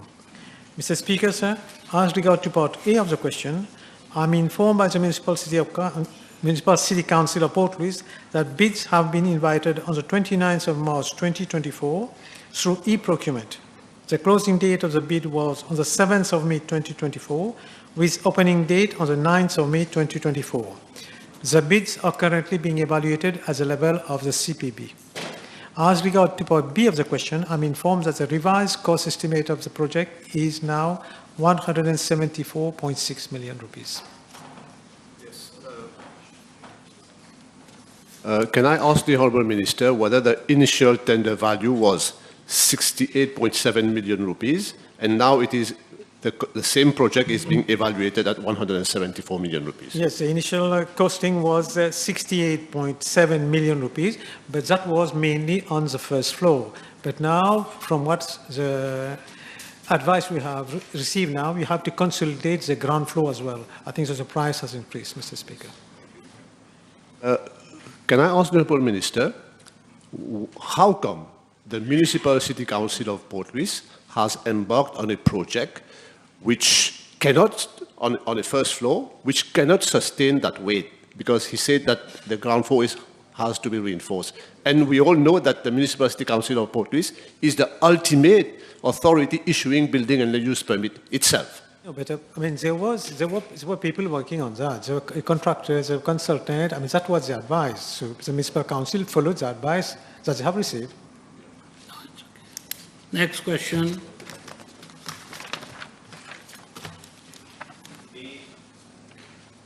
B478.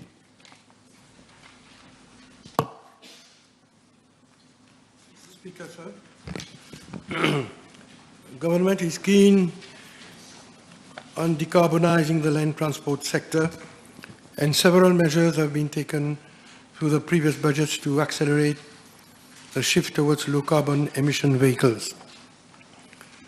However, we need to bear in mind that electric bus technology is quite nascent in Mauritius, as we have only 3 such buses out of a fleet of some 2,000 buses. Out of the 3 electric buses, 1 is owned by the NTC and 2 by Rosil Transport Bus Service Limited. Mr. Speaker, sir, I am informed that the NTC is currently operating 1 electric bus of the BYD make since February 2022. I need to highlight that the above bus was used as a pilot in order for the NTC to become conversant with the technical parameters of electric buses and gather insights as to the operational requirements thereof prior to proceeding with the acquisition of additional such buses. However, as I stated in my reply to PQ B1664, discussions are ongoing with the Indian authorities for the sourcing of 200 electric buses for allocation to the NTC. The operation of these 200 new electric buses would in fact allow the corporation to achieve significant savings in terms of maintenance and fuel costs, as well as contributing in reducing the carbon footprint in the industry. Sir, I take this opportunity to inform the House that we have made several strides in our discussions with the Indian side, and the electric buses are expected to be delivered in batches during the course of this financial year 2024 to 2025. On the other hand, we are also expecting to receive 5 electric buses from the People's Republic of China, and for which arrangements are being made for the procurement of the necessary charging infrastructure.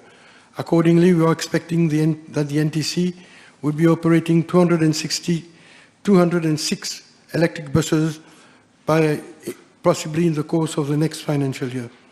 The fact remains that the sourcing of electric and diesel buses are very much different from one another, as diesel-propelled ones can be deemed as the off-shelf items, while for electric buses there is a whole ecosystem to be put in place, such as the charging infrastructure and training components for the bus crews and mechanics, as these buses cannot be operated and maintained in the same way as diesel ones. In fact, we have to acknowledge that the electrification of the bus fleet would have to be carried out in a phased manner. However, necessary actions are underway to assist the NTC for renewing its fleet with electric propelled buses, as mentioned above.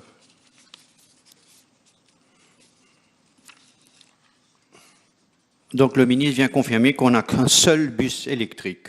2 ans dans le budget de 2023, Monsieur le Président, le budget de 2024, le gouvernement a proposé d'acheter 100 bus. Et aujourd'hui, en 2024, le ministre vient nous dire que techniquement, c'est difficile. Est-ce que le ministre va expliquer à la Chambre pourquoi ces 2 ans, en 2023 et 2024, parce que le bus a été acheté en 2022, pourquoi les 100 bus préconisés dans les budgets n'ont pas été achetés comme par d'autres compagnies qui achètent des bus électriques? Monsieur le Président, je n'ai jamais dit que le projet est un projet difficile. Ce que j'ai dit, Monsieur le Président, c'est que l'acquisition de 100 bus se fera dans un package suite à un accord qu'on a eu avec l'Inde. En effet, Monsieur le Président, c'était en 2023, que moi-même personnellement, j'avais discuté avec le ministre des Affaires étrangères de l'Inde, M. Jaishankar, et puis après quelques semaines, le Premier ministre est allé finaliser les discussions, and it was at this time that this package was obtained by our government. And we are very thankful to the government of India, Mr. Speaker, sir, for having been willing to donate 100 electric buses, and we can compute the amount that this represents, Mr. Speaker, sir, even if for 1 second, we all know the prices of electric buses today. One electric bus at the minimum costs about 10 million merchant rupees. So that means 1 billion rupees of grant from the government of India. And the other 100 buses will have to be acquired on a letter of credit basis. So this is the package, Mr. Speaker, sir. It was not a question of trying to buy from other sources. India offered to give us 100 buses as a donation and 100 buses which we were prepared to acquire on an LC basis. So this is the delay, Mr. Speaker, sir, in procuring the electric buses has already been given in this assembly in a former PQ which I answered, Mr. Speaker, sir. As I said, this project of electrification of the NTC fleet would be undertaken under a G2G agreement, which has involved wide and regular consultations between the two parties. All the relevant processes have had to be followed. All the necessary clearances had to be obtained at the level of both our countries. Extensive discussion, Mr. Speaker, sir, had to be held prior to both sides agreeing on the technical specifications of the electric buses so that the requirements, therefore, are properly framed and meet the local context. In fact, Mr. Speaker, sir, we had been discussing over 36 different specifications, and 32 of them were cleared. Then it took us some time more to clear 3 other specifications: the lifetime of the battery, the corrosion aspect of the buses, and the AC, whether the buses would be provided with AC or not. If an electric bus is provided with air conditioning facilities, Mr. Speaker, sir, it means 20% less of electricity. That is, the AC will consume 20% of electricity. So I'm informing the House, our buses which we will be receiving from India will be not provided with AC, because at the end of the discussion, we thought it would be in the interest of Mauritius to acquire such buses. So what I'm saying, Mr. Speaker, and I'm sure the honourable member would understand that, it took some time to finalize all the specifications. We cannot, even if we are getting a bus free, accept a bus with a battery of 3 years, lifetime battery with 3 years. I'm sure nobody would accept that, Mr. Speaker, sir. So we discussed also on the lifetime of the battery. And so all this took some time, Mr. Speaker, sir. Each party was required also to hold consultation with the local stakeholders, reverting back to the other party, trying to move ahead with each project milestone. Then a tendering exercise is being undertaken at the level of the Indian authorities prior to the placement of the purchase order.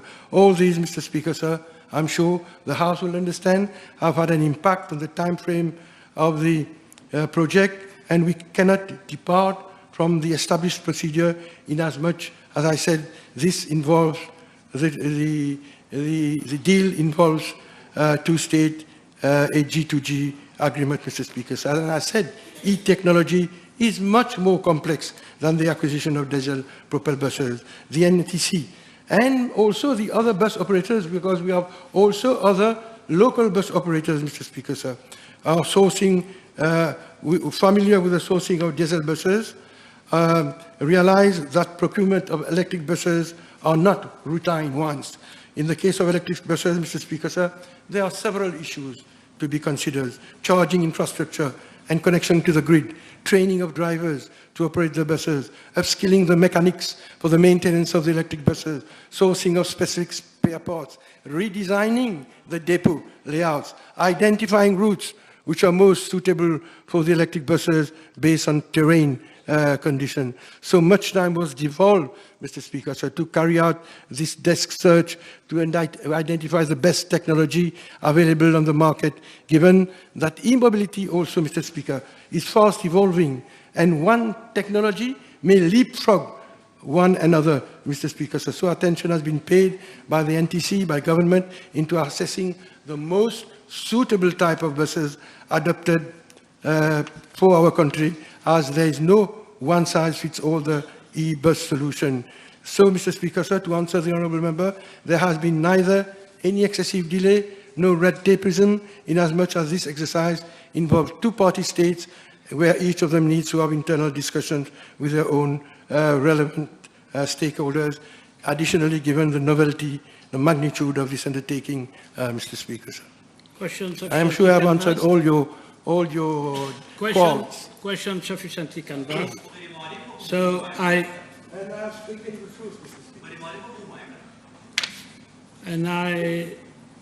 inform the House that the table has been advised that following PQs have been withdrawn: 465, 480, 484, 485, 486, 490, 491, 483. I now call MP O'Kill.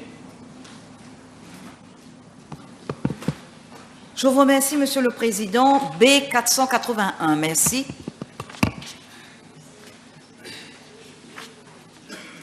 Mr. Speaker, sir, I am informed by the Child Development Unit of my ministry that minor LJ, 13 years, and minor KM, 15 years, who were admitted in shelter Pew Mine Haven on the 19th of July last year and 26th of April this year, respectively, following emergency protection orders issued by the Children's Court, absconded from the said shelter on the 23rd of May 2024 around 10:30 p.m. When the caregivers noticed their absences, they reported the matter at Vakwa Police Station immediately. However, on the 5th of June, they were found safe at the residence of the place of the mother of minor KM. Again, Mr. Speaker, sir, as in all cases of absconding, an internal inquiry is initiated to establish the circumstances of the incident. The inquiry revealed that they absconded through a window and went to the place of the mother of minor KM. Both minors also stated that they were eager to go back to their familial environment so that they can meet their friends. Based on that, they were provided with psychological support, active listening, counseling regarding the time taken to rehabilitate the family from where they come from and their eventual reintegration. With regard to the police inquiry, I am informed that statements have been recorded from both minors and that no harm whatsoever was caused against them during their getaway, and that inquiry is still in progress. Mr. Speaker, sir, I would also wish to inform the House that the process of reintegration for minor KM was already initiated well before she absconded from the shelter, and I am informed that she was handed over back to her biological father on the 12th of June 2024. As regards minor LJ, reintegration within the familial environment is not to be envisaged at this stage, since the parent are unfortunately heavy substance abusers.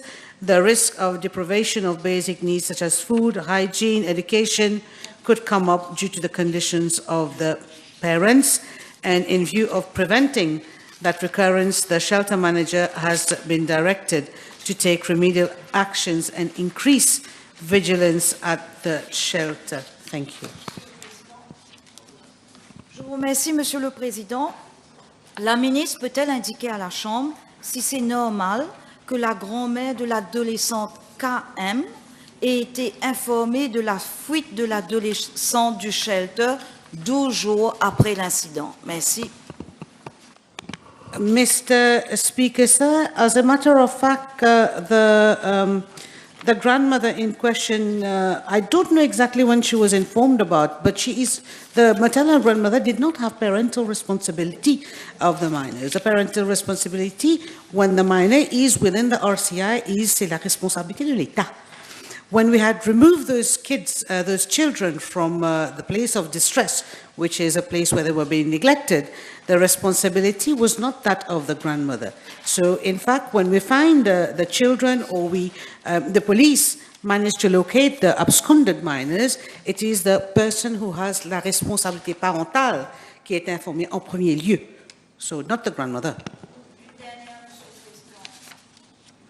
Je vous remercie, Monsieur le Président. La ministre peut-elle indiquer à la Chambre si elle est au courant de l'absence de discipline dans cet abri de Pure My Heaven, permettant même aux résidents de sortir la nuit à leur guise? Merci. Mr. Speaker, sir, if the honourable member is in possession of such damning information, I would kindly invite you, Mr. Speaker, sir, to invite her to come forward instead of just coming to the House and alleging. Thank you. You're informed to come forward if you're serious. Huh? So, time over. Motion. Mr. Speaker, I move that all the business on today's order paper be exempted from the provisions of paragraph 2 of Standing Order 10. Seconded. Question that all the business on today's order paper be exempted from the provisions of paragraph 2 of Standing Order 10. Those in favor say aye. Those against say no. Ayes have it. Statements by Ministers, non-public bills, third reading. Mr. Speaker, sir, I move that the appropriation 2024-2025 bill number 4 of 2024 be read a third time and passed. Seconded. Question is that the appropriation 2024-25 number 4 of 2024 be read the third time and passed. Those in favor say aye. Those against say no. Ayes have it. Public bill, second reading. Honourable Gano.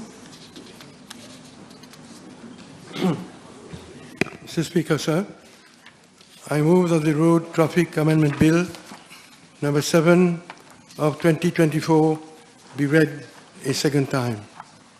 Mr. Speaker, sir, the Road Traffic Act is a complex legislation encompassing various transport-related matters, including but not limited to the registration, licensing, and examination of vehicles, as well as road safety matters. The Act also caters for the powers and functions of the National Land Transport Authority, which is a land transport regulator. The last time the Act was amended in July 2023, it was done to improve the standard and the level of bus services, streamline the licensing process in connection with the public service vehicle licenses at the level of the NLTA, as well as to review the cumulative road traffic offences system. Mr. Speaker, sir, connectivity and mobility are crucial for the socio-economic development of a country, acting as an enabler, linking producers to markets, workers to jobs, students to schools, the sick to hospitals, and people to leisure. My ministry, to ensure the freedom of movement of our citizens, responds to the mobility needs of our citizens by ensuring island-wide connectivity through public transportation. Mr. Speaker, sir, the number of registered vehicles on our road network as at April 2024 stands at 686,704,000, and there is an average increase of 4% annually. Ownership of a vehicle is no more a luxury, but a tool for enhanced mobility, and we can expect the number of private vehicles on our roads to maintain an increasing trend.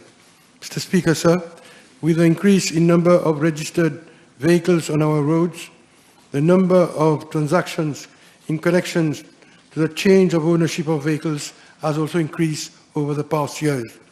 In turn, this has resulted in sharp increase in the number of persons calling at the NLTA for the registration of their motor vehicles as for the issue of a certificate de gage, resulting in long awaiting queues at the level of the NLTA. We are very well aware of the hassles faced by the public whenever they call at the NLTA, and this is why we have come up with several remedial measures to reduce the queuing time and enhance the customer experience. For this reason, we are investing heavily in digitalizing NLTA services, as we are keen on leveraging on IT solutions to streamline processes and for seamless operations. Mr. Speaker, sir, the renewal of motor vehicle license, also commonly referred as déclaration, is among one of the transactions for which countless of owners of motor vehicles call at the NLTA on a daily basis. In fact, even if phase one of the online renewal of MVL is operational since November 28 in respect of private-owned motor vehicles, that is some 350,000 vehicles, members of the public still prefer to call at the NLTA counters, and as we are moving towards an increased reliance on e-services, it has been decided to set a cut-off date of 31st of July 2024, wherein all renewal of MVL will have to be made only to the online platform instead at NLTA counters. However, in order to cater for a smooth transition towards online services, a delay of up to 1st of December 2024 will be provided for such transactions to be physically effected at the post offices. In order to assist the public during this transaction, a help desk is being set up at the level of the NLTA to assist users who might have issues while using the online system. On the other hand, phase 2 of the online MVL platform involving other types of vehicles is expected to go live before the end of this year. Similarly, as we intend to push for e-services, an online first registration of motor vehicles was launched in May 2023, wherein 4 major dealers are now using this digital tool, and additional vehicle dealers will be encouraged to make use of this platform for registration of motor vehicles, and in turn, this will reduce the need for individuals to physically call at the NLTA. This system will be further enhanced to allow for electronic payment. Mr. Speaker, sir, we have to acknowledge, amidst the constant increase in the number of transactions recorded on a daily basis, that the NLTA was not adequately manned to cope with the increasing workload, and this had an impact on the level of service. However, we did remain aloof, and necessary actions were promptly initiated to reinforce the staffing position of the NLTA with the posting of additional officers to serve its counters. Accordingly, the number of officers at the counters have been increased from 27 to 69, so that all the 51 counters of the NLTA, including those at its sub-officers, could operate seamlessly. Monsieur le Président, c'est dans cette optique que la NLTA a mis en place des guichets spéciaux dédiés à mettre des certificats de gage sans déplacement au bâtiment Emmanuel Antil à Port-Louis, afin de pouvoir traiter plus d'applications, mais aussi pour éviter à ce que les personnes se déplacent à 2 reprises entre la NLTA de Cassis et le bureau du Registrar général. On a connu un bon début, mais par la suite, au fur et à mesure, avec le nombre grandissant d'applications à traiter quotidiennement, le système est dépassé et nous a poussé à venir avec des solutions plus appropriées afin de mieux répondre aux besoins du public. So this is where this bill comes into play, and the various clauses therein aim at improving current procedures pertaining to the transfer of ownership of vehicles.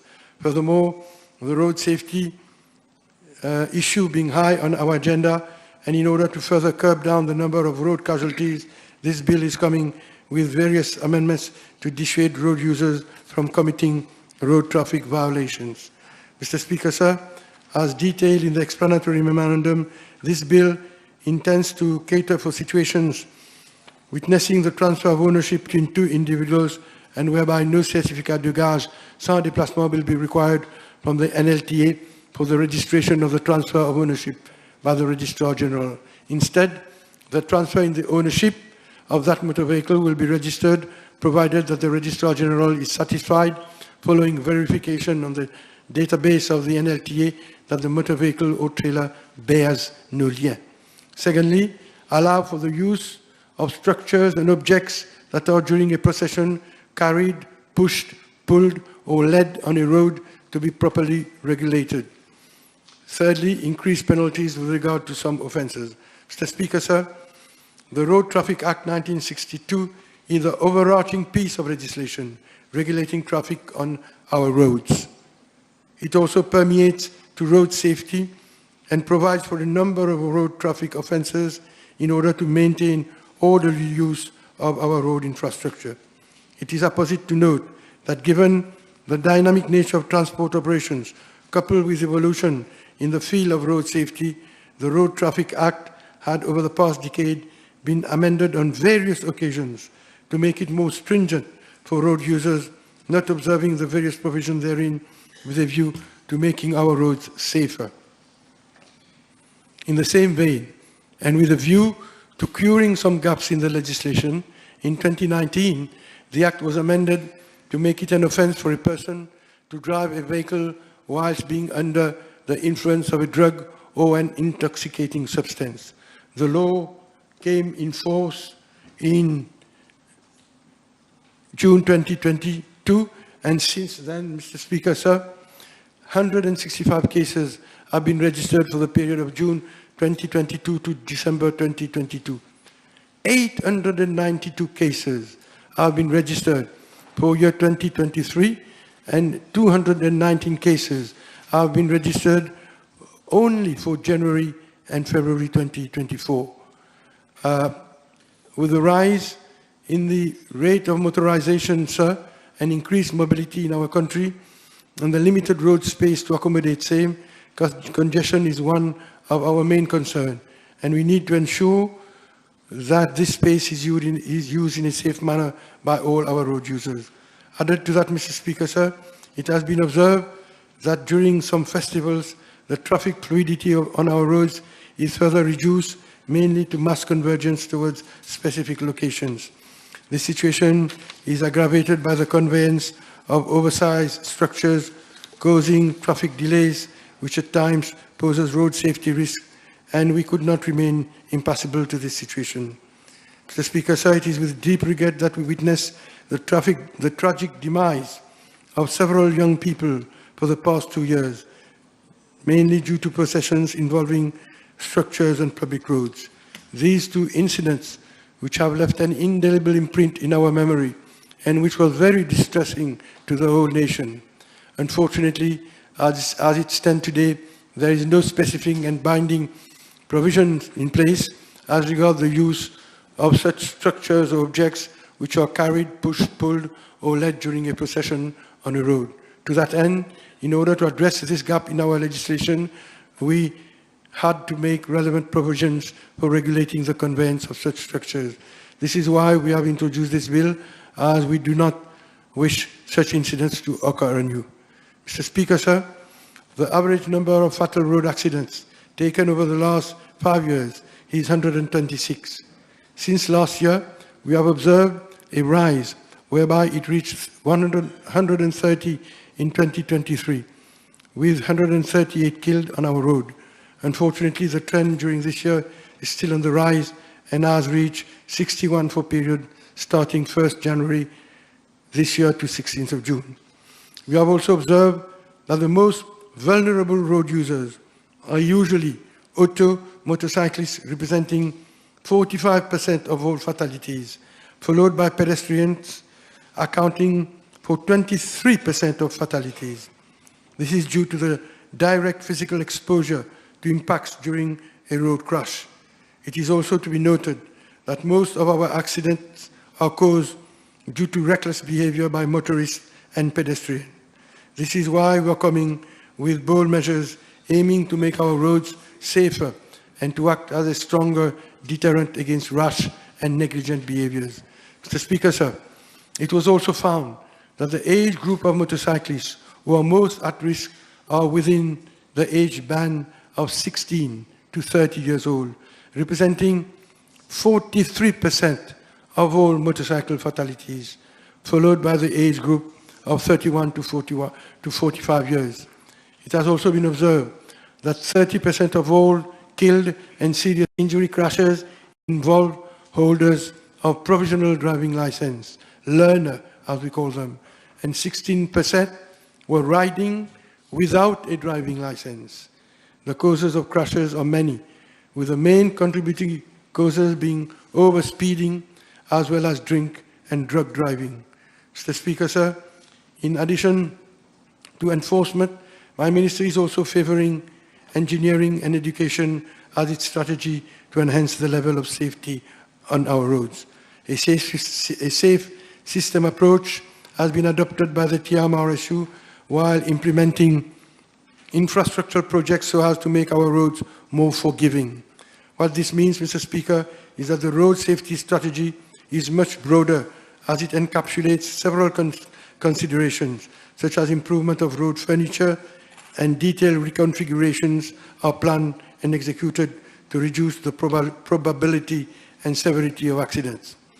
Laws have been strengthened in the past years, and let me share some information with the House with regard to the outcome thereof. During year 2023, some 263,348 road traffic contraventions were established. For year 2024, and as at end of May, 125,955 such contraventions have already been issued. Under the cumulative road traffic offence system for the year 2022, the driving license of 30 persons were cancelled and they were disqualified for driving. 31 licenses were cancelled in 2023, and for the year 2024, as at 17th of June, the number of disqualified licenses amounts to 13. Mr. Speaker, sir, the figures speak for themselves. And at the level of my ministry, we are aiming to change the mindset and attitude of road users through a multi-pronged approach comprising education and awareness, improvement of road infrastructure, and use of intelligent systems to track down road traffic violations. Improvement of our road infrastructure and enforcement are ongoing in terms of massive investments in improving our road furniture and in the installation of road safety devices. Mr. Speaker, sir, belly sharp beacons are regular features to better warn road users on pedestrian crossing. And we raise tables are being installed across the island to reduce speeding and enhance safety at junctions. We also invested significantly in equipping our roads with safety measures to enhance visibility, reviewed signage and markings, as well as the continued treatment of hazardous spots. Same goes for awareness and sensitization. Several infrastructural upgrades have been made in various regions across the island to improve the road design and the installation of protective equipment to enhance road safety. In fact, Mr. Speaker, sir, during the last 2 financial years, some 189 million rupees were spent for acquisition of road safety assets and works, while an amount of 236 million rupees was utilized during the course of this present financial year to implement various road safety projects comprising of acquisition of traffic lights and speed cameras, traffic signage equipment and belly sharp beacons, blinking lights, construction of bus laybys for safe embarkation and alighting of passengers, traffic calming measures, construction of delineators, crash barriers and hard shoulders, and construction of footpaths, walkways and drains. In tandem, several communication campaigns were made on social media and wide dissemination in the press. We even organized a road safety week in November 2023, targeting young persons, and where road safety measures ventilated to various segments of the population. The campaigns were framed to reach out to the population and contain messages aiming to raise awareness on road safety issues, including the road-rail interaction. Mr. Speaker, sir, the fact remains that in spite of all the efforts of government to make our roads safer, the statistics regarding fatal accidents have been almost stagnant, fluctuating around 126 killed per year. This therefore rings a bell towards a revision of our strategy, including reviewing our legal framework, as our objective is to reverse the trend of fatal accidents. My ministry and the police force have been working together, and the causes of the accidents have been analyzed, and it has been found that in most cases, accidents occur as a result of reckless and heedless behavior. Monsieur le Président, malheureusement, l'attitude et le comportement sont deux choses très difficiles à changer auprès des adultes. On n'a d'autre choix que de rendre nos lois plus sévères, d'augmenter les pénalités tout en faisant de la conscientisation soutenue, ainsi que d'améliorer nos infrastructures afin d'éviter mort d'homme en cas d'accident. Ceci dit, Monsieur le Président, on continuera à enseigner à nos enfants les bonnes pratiques et les bases du Code de la route. C'est dans cet élan que mon ministère, en collaboration avec le ministère de l'Éducation, de l'Enseignement supérieur, de la Science et de la Technologie, ont travaillé ensemble pour le développement d'un programme d'études sur la sécurité routière. I seize this opportunity to announce that the Continuum to Road Safety Education program is now a reality.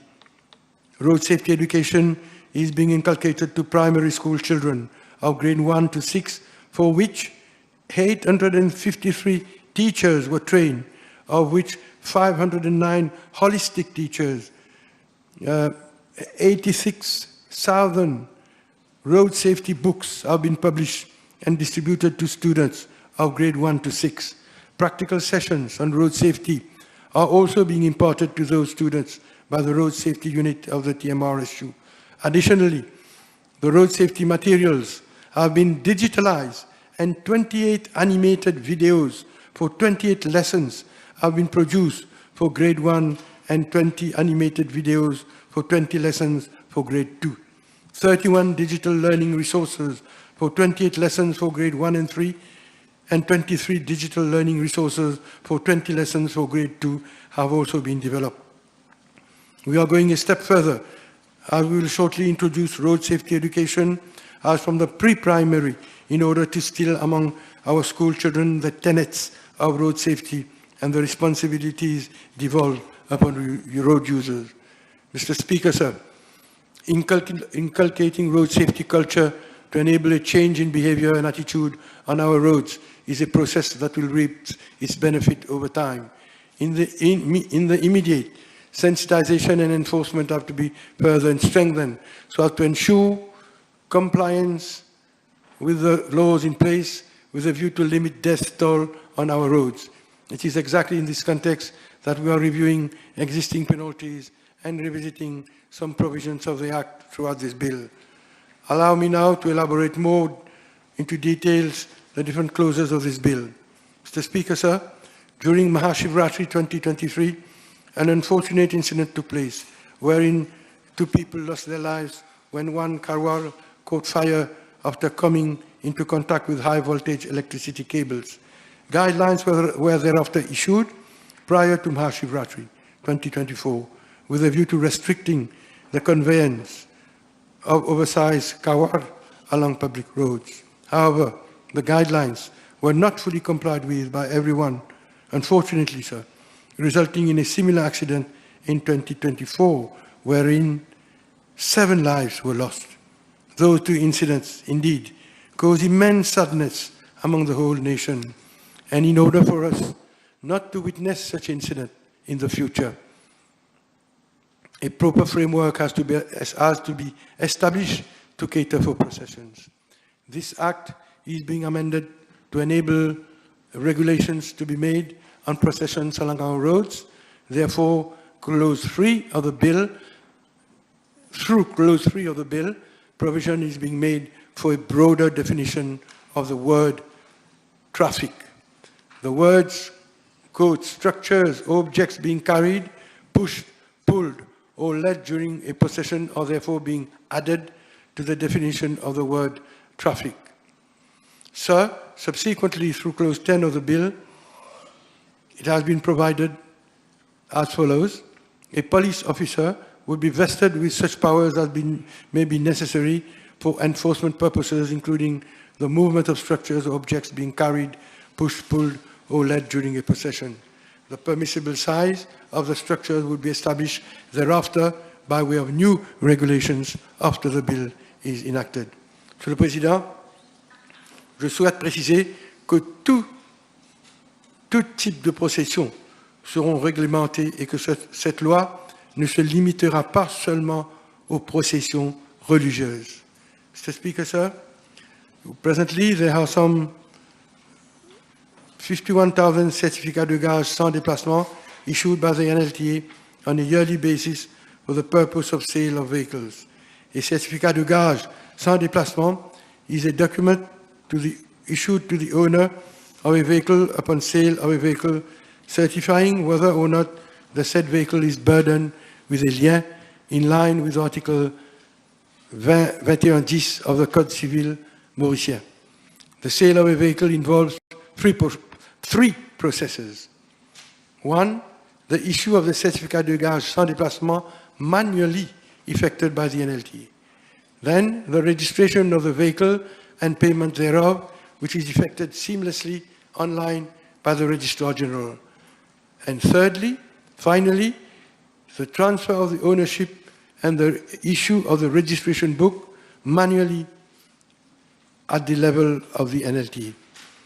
Being given that the Registrar General already operates an enabling platform which caters for the taxation and registration of vehicles, the draft bill through Clause 4 would allow the registration of vehicles between the two individuals without the need to produce a certificate de gage sans déplacement at the level of the Registrar General.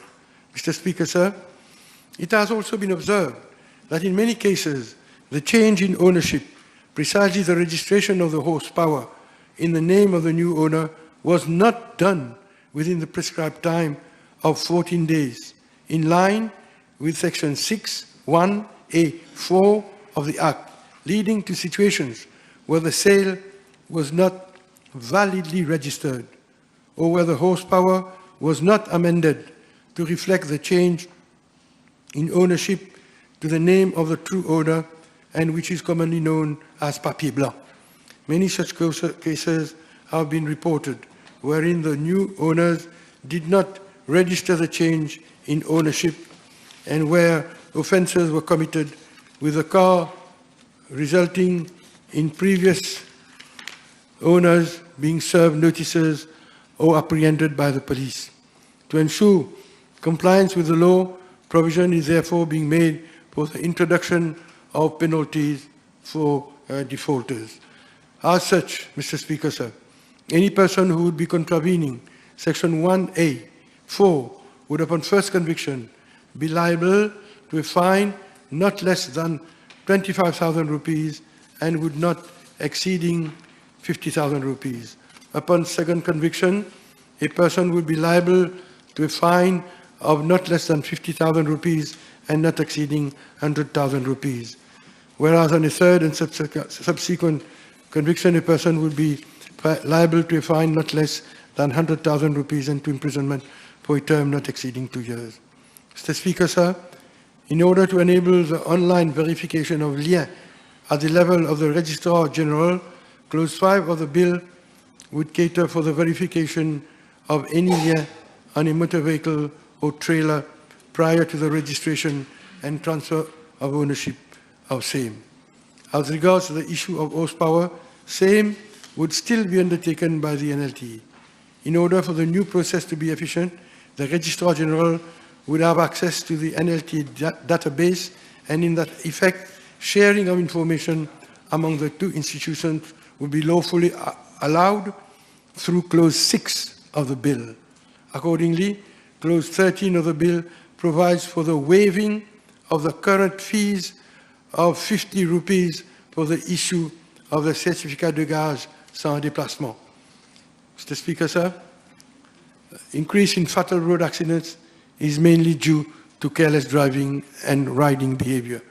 Despite having proper laws and penalties to dissuade people to drive under the influence of alcohol, drugs, or other intoxicating substances, in year 2023, 603 cases of positive cases of drunken driving was recorded.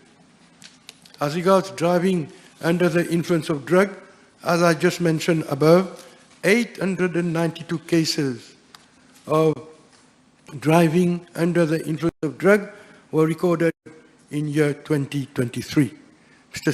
Speaker, sir, it has been brought to our attention that people involved in such cases at times refuse to provide a specimen of their breath for a breath test for analysis, or a specimen of blood or urine, or both for a laboratory test when required to do so, pursuant to Section 123F, 123G or H of the Road Traffic Act. In such cases, no specific time frame was set for the police to make an application to a magistrate to summon a person whenever the person suspected to be driving under the influence of alcohol, drugs, or intoxicating substances refuses to provide a specimen of his breath, of his urine, or blood for testing.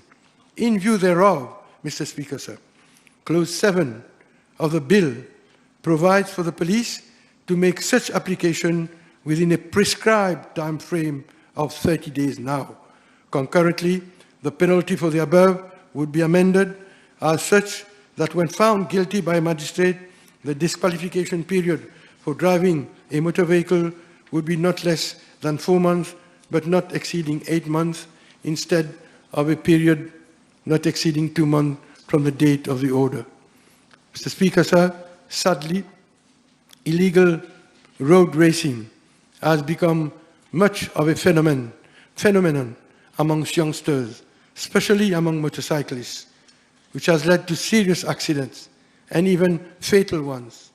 Mr. Speaker, sir, we have had several cases recently, Mr. Speaker, sir, in the south, at Riambel, near Tribeca, a few days ago, whereby our young people lost their lives as a result of being involved in road racing.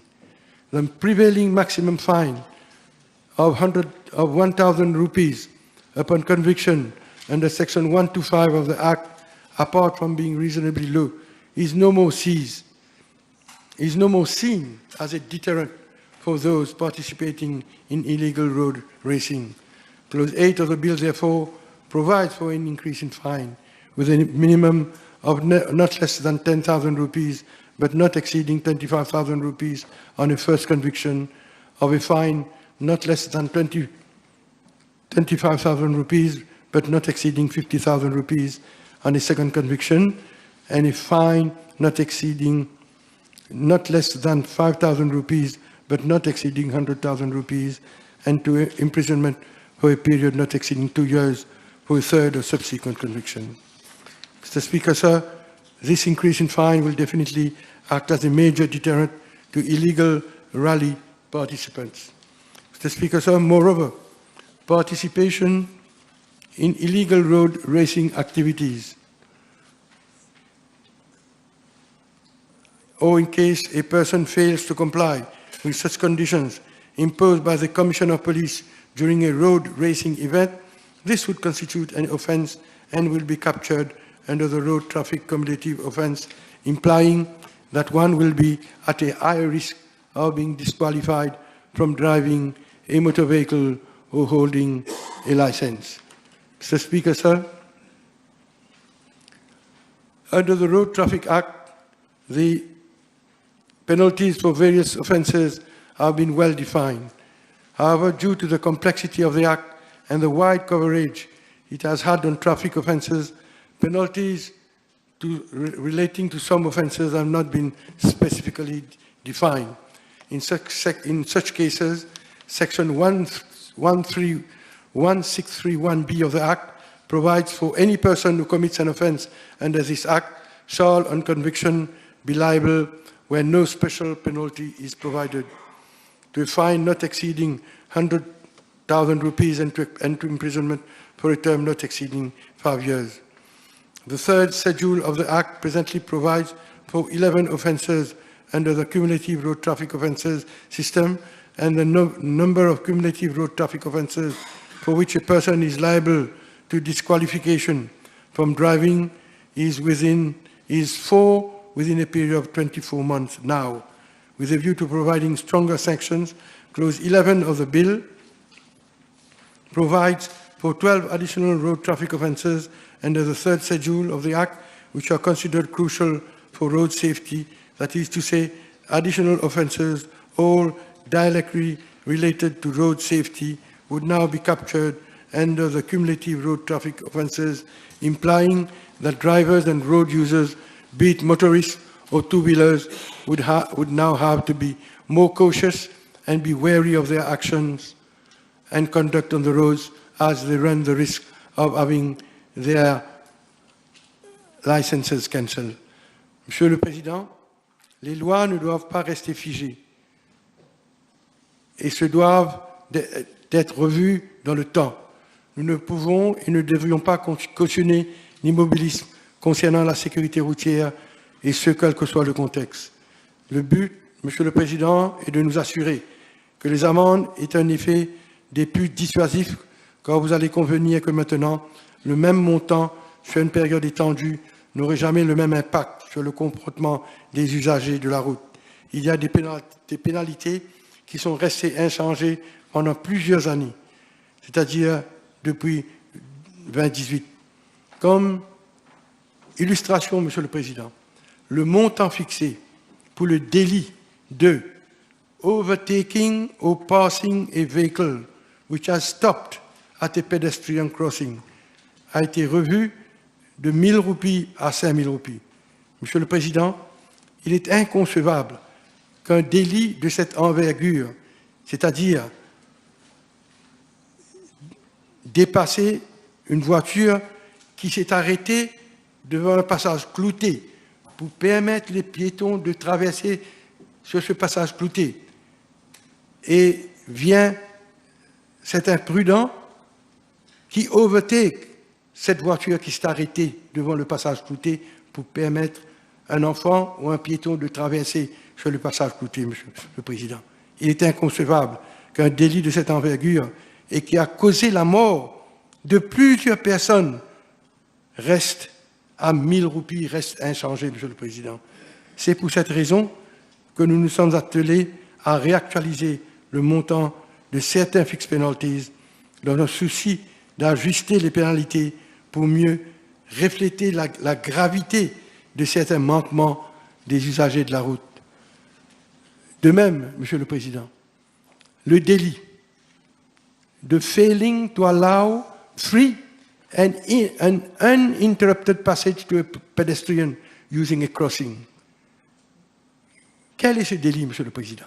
Failing to allow free and uninterrupted passage to a pedestrian using a crossing. C'est-à-dire, Monsieur le Président, quand un piéton est en train de traverser le passage clouté, le crochet, comme on dit, vous venez, vous, imprudent que vous êtes, you fail to allow ce piéton son free passage sur ce passage clouté, Monsieur le Président. Je connais un cas, 3 semaines de cela, à Tamarin, Monsieur le Président, une écolière dont je connais les parents, traversant le passage clouté, heurté par un monsieur imprudent, un conducteur ivre, 8h30, 9h du matin, Monsieur le Président. Failing to allow free and uninterrupted passage to a pedestrian. Ce délit était sujet à une pénalité de 1500 roupies, Monsieur le Président. Cette fille a passé 3 semaines à la clinique. Heureusement, il n'a pas eu plus de grave que ça, Monsieur le Président. Elle a été hospitalisée pendant plusieurs semaines, a dû évidemment ne pas aller à l'école, à ses classes. Qu'est-ce qu'on fait maintenant aujourd'hui avec cet amendement? Nous augmentons cette amende, cette pénalité de 1500 roupies à 3000 roupies, Monsieur le Président. Parce que nous ne pouvions cautionner ce genre de comportement qui consiste à mettre en danger la vie des innocents piétons. Et là, je répète, plusieurs personnes ont péri sur nos routes par la faute de certains automobilistes qui ne respectent pas les consignes de sécurité routière, et nous ne pouvons plus maintenir le statu quo et ne prendre aucune action envers ceux agissant de façon responsable et démontrant un manque total de considération envers les personnes les plus vulnérables sur nos routes, que sont les 2 roues et les piétons. D'ailleurs, c'est avec peine, comme je viens de vous dire, Monsieur le Président, nous constatons de temps en temps un accident impliquant des piétons sur des passages cloutés, ce qui est vraiment outrageant, Monsieur le Président. Alors, même la Cour a donné raison à les autorités. Nous enjoignons d'être plus sévères envers les personnes faisant fi des règles élémentaires de bonne conduite. Et là, Monsieur le Président, comment passer sous silence un jugement qui a été rendu par la Cour suprême 2 semaines de cela? Je ne veux pas citer le nom de l'accusé, Monsieur le Président, parce que le prévenu avait fait appel contre ce jugement à la Cour suprême, condamné par la Cour intermédiaire à 3 mois de prison, en sus d'être disqualifié par la Cour suprême, par la Cour intermédiaire en premier lieu, et il a fait une demande, il a été condamné pour disqualifié pendant une durée de 6 mois. Cet accident, Monsieur le Président, avait causé la mort d'une personne par la faute d'un chauffeur sous l'influence de l'alcool. Il avait fait appel contre ce jugement auprès de la Cour suprême. C'est-à-dire, son avocat lui a conseillé de faire appel parce que le jugement de la Cour intermédiaire, le condamnant d'abord à 3 mois de prison, et le disqualifiant pour 6 mois, d'après son avocat, était excessive, ou probablement wrong in law, in principle. Donc il fait appel à la Cour suprême, Monsieur le Président. Et voyons ce qui ressort du jugement éclairé de la Cour suprême. Et la Cour suprême n'est pas allée avec le dos de la cuillère à l'encontre de cet accusé, de ce prévenu. Malgré que son avocat ait plaidé pour une révision de la sentence qui, d'après lui, était manifestly harsh and excessive in principle, la Cour suprême, dans toute sa sagesse, n'a pas accédé à sa requête. Pire, Monsieur le Président, au contraire, vu que la personne avait un taux d'alcoolémie 4 fois au lieu de la limite autorisée, la Cour n'a pas été tendre, n'est pas allée de la même ordre et a eu ceci à dire. We cannot, I quote, Monsieur le Président, we cannot obliterate the likely devastating impact of the appellant's reckless action and lack of responsibility on the victim and the victim's wife and family. De plus, Monsieur le Président, en finale, la Cour a statué que la période de disqualification initiale ordonnée par la Cour intermédiaire de l'ordre de 6 mois n'était nullement appropriée et a révisé cette sentence à la hausse en augmentant la période de 6 mois, tenez-vous bien, Monsieur le Président, à 3 ans. Oui, Monsieur le Président, 3 ans de disqualification, alors que le prévenu et son avocat contestaient que la sentence rendue par la Cour intermédiaire était manifestement harsh. Et laissez-moi citer ce que la Cour avait eu à dire. It is high time that people understand that drunk driving will be severely dealt with. This court will focus on holding individuals accountable for reckless behavior of drunk driving, which leads to loss of life. The sentence meted out should reflect the severity of the offense and serve as a deterrent to others in the future. End of quote, Monsieur le Président. De même, c'est pourquoi il est inconcevable que certaines pénalités demeurent inchangées, et ce malgré la fluctuation du temps. Je tiens fermement à démentir certaines mauvaises langues qui affirment que la révision des pénalités a d'autres motifs. Non, Monsieur le Président. Le but de ces amendements est de protéger nos enfants, notre population, nos écoliers, nos étudiants, nos vieux, nos piétons contre les personnes irresponsables au volant et surtout ceux qui sont les plus à risque. Nous ne voulons pas faire de la politique sur les victimes d'accidents de la route. Et j'invite les membres de l'autre côté de la Chambre à faire preuve de retenue quand la sécurité routière est l'affaire de nous tous, quand nous sommes tous des usagers de la route et à certains moments, nous sommes même des piétons, des cyclistes et des motocyclistes. Monsieur le Président, il faut souligner que sur 204 offenses figurant sur la liste des fixed penalties, seulement une trentaine sont en train d'être vus. Il est totalement faux de faire croire que nous voulons pénaliser qui que ce soit. Au contraire, si nous pouvions résumer ce projet de loi, on pourrait le faire en un seul mot. Continuer à protéger. Oui, Monsieur le Président, protéger la population contre les personnes irresponsables. Une minorité, probablement, ceux qui ne respectent pas le code de la route et démontrent une absence de courtoisie contre ceux qui conduisent sous l'emprise de l'alcool ou de la drogue et que grâce aux amendements récents, nous pouvons mieux sévir contre eux. Je n'ai aucun doute, Monsieur le Président, que la population dans son ensemble s'alignera sur la position du gouvernement en ce qu'il s'agit du durcissement de la loi envers ceux qui mettent en péril la vie des gens sur nos routes. Nous rejetons toute forme de conduite dangereuse, telle que le non-respect du code de la route, des panneaux de signalisation et la conduite irresponsable et irréfléchie. Par rapport aux fixed penalties, Monsieur le Président, en toute humilité, nous avons revu notre copie. En ce faisant, nous avons été à l'écoute de la population et nous avons fait des ajustements là où il fallait. C'est justement pour cela que le montant de certains délits, la pénalité concernant certains délits, a été réaligné et le montant des pénalités revu.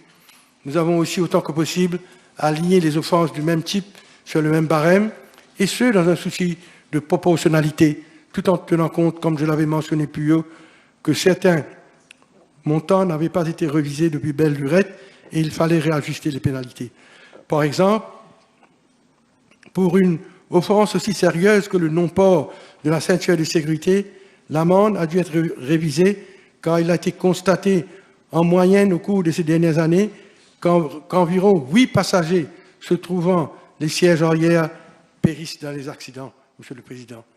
D'ailleurs, dans un souci de mieux s'armer contre la sécurité routière, nous n'avons pas lésiné sur les moyens pour construire un state-of-the-art forensic laboratory au coût d'environ 800 millions de roupies, ce qui démontre de manière sans équivoque l'engagement de notre Premier ministre.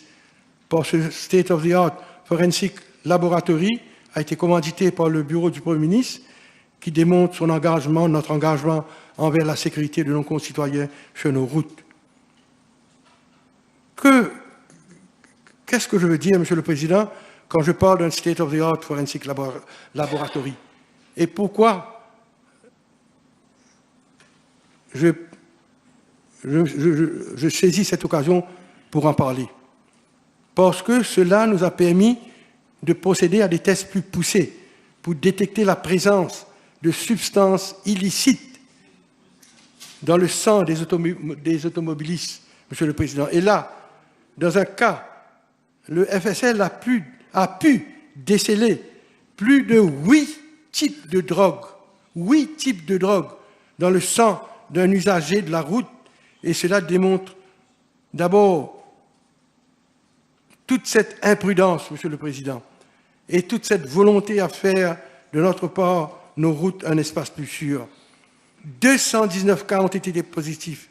Et dans 60% des cas, Monsieur le Président, écoutez-moi bien, dans 60% des cas, plusieurs types de drogues ont été décelés et plusieurs personnes ont été testées positives à plusieurs types de drogues à la fois. Et certainement, Monsieur le Président, comment pouvons-nous montrer plus de laxisme sur ce sujet? Et les chiffres nous réconfortent dans notre tâche qui est de faire de nos routes plus sûres. In fact, Mr. Speaker, out of 424 samples analyzed up to June 2023, 339, écoutez-moi, Monsieur le Président, sur 424, 339 analysis demonstrated that these drug users were poly-drug users, having a minimum of 2 drugs and a maximum of 6 drugs in their blood at the time of the commission of a road traffic offense. Monsieur le Président, can you imagine a driver on our roads, La Bourdonnais Street, I don't know, Rose Hill somewhere, driving on one of our roads with 6 types of drug in his blood at the time that he is on the wheel, at the wheel of his car, Mr. Speaker, sir. And how can some people come and contend the increase in penalties meted out to such offenders? What should we do, Mr. Speaker, sir, in the face of these appalling figures? Des centaines de millions ont été dépensés pour de nombreux ajouts et mécanismes visant à assurer la sécurité de nos concitoyens sur nos routes. Et nous ne pouvons pas nous arrêter en si bon chemin. Notre devoir envers la population est de promouvoir et s'assurer un système de transport sûr et efficace, et cela requiert une approche favorisant un déplacement en toute sécurité. Beaucoup d'efforts ont été consentis et vont se poursuivre car mon ministère, à travers le TMA reçu, s'est vu confier plusieurs responsabilités récemment quant à la maintenance de panneaux de signalisation et le marquage de routes, le but étant de faire de nos routes encore plus sûres. Ces amendements ne se sont pas faits sur un coup de tête. Il y a tout un travail qui a été fait par les techniciens du ministère et le TMA reçu pour que les amendements aient l'effet souhaité quand nous voulons que les gens soient plus responsables sur nos routes et adoptent des bonnes habitudes. Les law-abiding citizens n'ont rien à craindre de ces nouveaux amendements, quand notre seul objectif est de faire de sorte que nos routes soient plus sûres. C'est très réducteur d'entendre certains parler de répression. Non, Monsieur le Président, sauver les vies ne peut être assimilé à la répression, quand la route est un espace commun, un espace de partage qui appartient à nous tous. Mr. Speaker, sir, je vais parler des ajustements que nous avons faits et que nous allons proposer à la Chambre, et c'est dans un souci de proportionnalité, tout en tenant compte, comme je l'avais mentionné plus haut, que certains montants n'avaient pas été révisés depuis belle lurette et il fallait réajuster les pénalités. Following consultations held and taking into account views and representations made, Mr. Speaker, sir, I will move for amendments at committee stage to review some of the penalties and to harmonize same. I also propose to review downwards the list of offences being captured under the cumulative road traffic, the road traffic offences. Monsieur le Président, the amendments are being circulated. I wish to show my appreciation for the emphasis laid by the Prime Minister on road safety and his direct involvement in the matter. This demonstrates the commitment of this government to promote a road safety culture, and even the Prime Minister's office provided assistance in the different sensitization campaigns carried out on the matter. Je le maintiens, Monsieur le Président, le but de ces amendements est d'abord et surtout pour mieux protéger la population, et c'est surtout ceux qui font fi de nos lois. J'ai terminé. Je vous remercie, Monsieur le Président.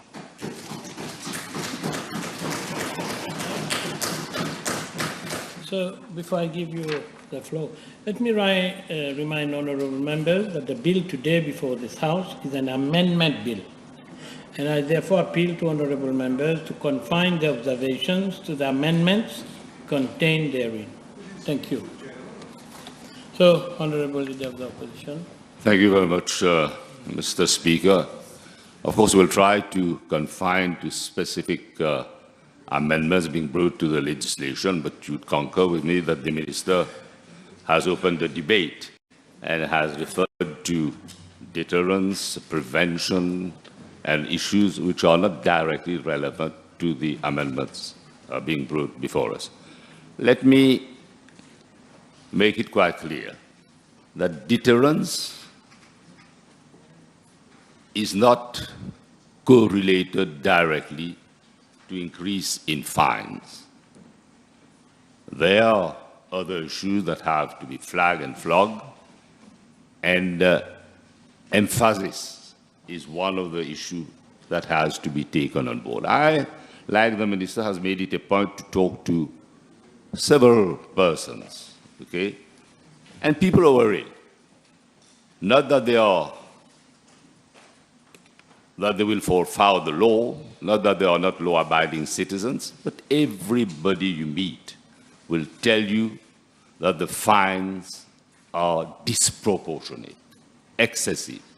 And you cannot, Mr. Speaker, stop people saying that the government has an agenda. The agenda is to collect money, to turn road traffic offenses into a money spinner.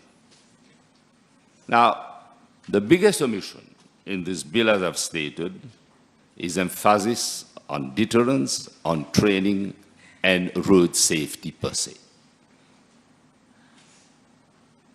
I'll make comment of general nature in relation to road traffic amendment bill. You know the saying, Mr. Speaker, click, clunk, and drive safely. Safe trip home or to any destination is our prayer and ardent wish. Road kills. Of course, we all want to be safe rather than sorry. The Minister has spoken lengthily on drink and drive, which is indeed a serious offense. And it is worse, as he has stated, if there's level of drugs in the bloodstream. And we expect the Forensic Scientific Lab to deliver in relation to tests that have to be conducted. There are provisions in the legislation, Minister mentioned Clause 7, which would take care of this offense. But again, there is a call to convey the right signal. The issue is one not only of drink and drive or consumption of drugs, but the issue is deeper. The problem is deeper.